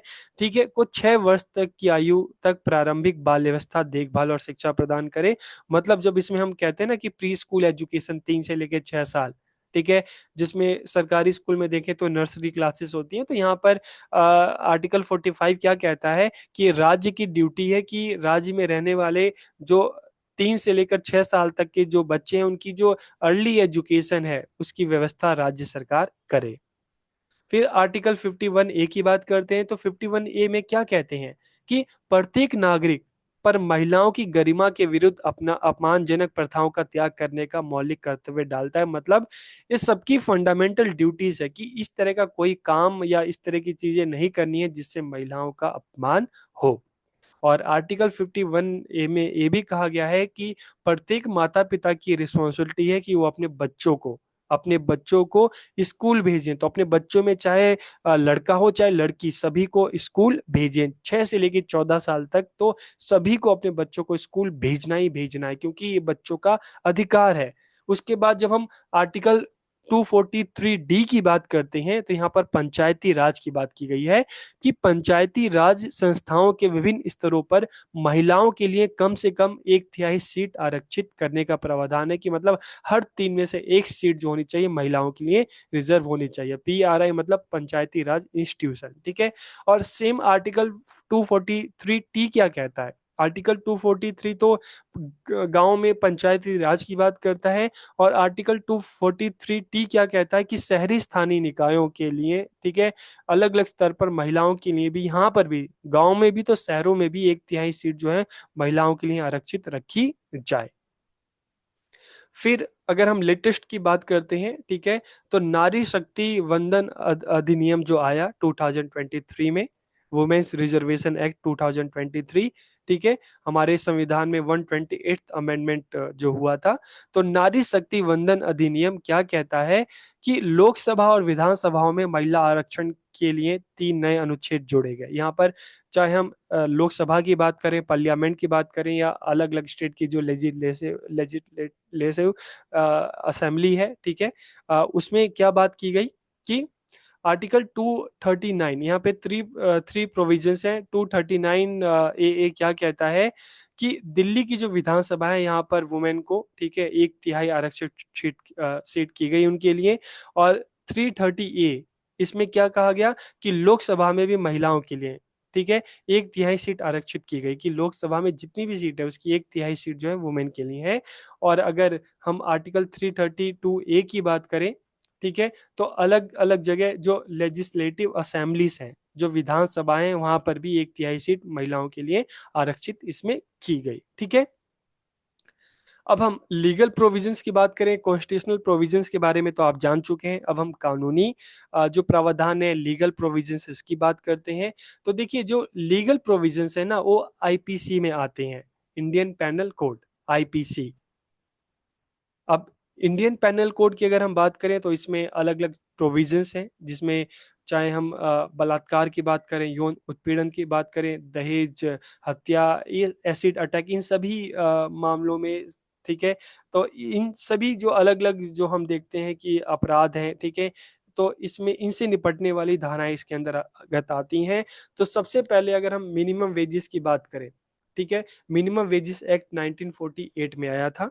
तो इसमें क्या कहा गया कि विभिन्न क्षेत्रों में महिलाओं सहित सभी श्रमिकों के लिए न्यूनतम मजदूरी निर्धारित करता है, कि मतलब अलग अलग क्षेत्रों में सभी लोगों के लिए, जिसमें महिलाएं भी शामिल हैं, उसमें एक न्यूनतम मजदूरी होनी चाहिए, ठीक है, उससे कम मजदूरी नहीं होनी चाहिए। जैसे अगर हम एक एग्जांपल के लिए मान लें, टीचिंग फील्ड में मानते हैं कि चलो, एक मान लिया कि टीचिंग फील्ड में कम से कम, सबसे कम भी जो होना चाहिए, ठीक है, 1,000 रुपये होना चाहिए, 10,000 रुपये होना चाहिए, इससे कम किसी को भी वेतन नहीं दिया जाना चाहिए, एक एग्जाम्पल के तौर पे। तो इसको हम क्या कहते हैं, न्यूनतम मजदूरी, मिनिमम वेजेस, तो सभी के लिए इंक्लूडिंग महिलाएं। फिर हम अगर बात करें representation of the people act 1915 की बात, 50 की बात करते हैं, तो महिलाओं को पुरुषों के समान समान स्तर पर मतदान करने और चुनाव लड़ने की गारंटी देता है, ठीक है।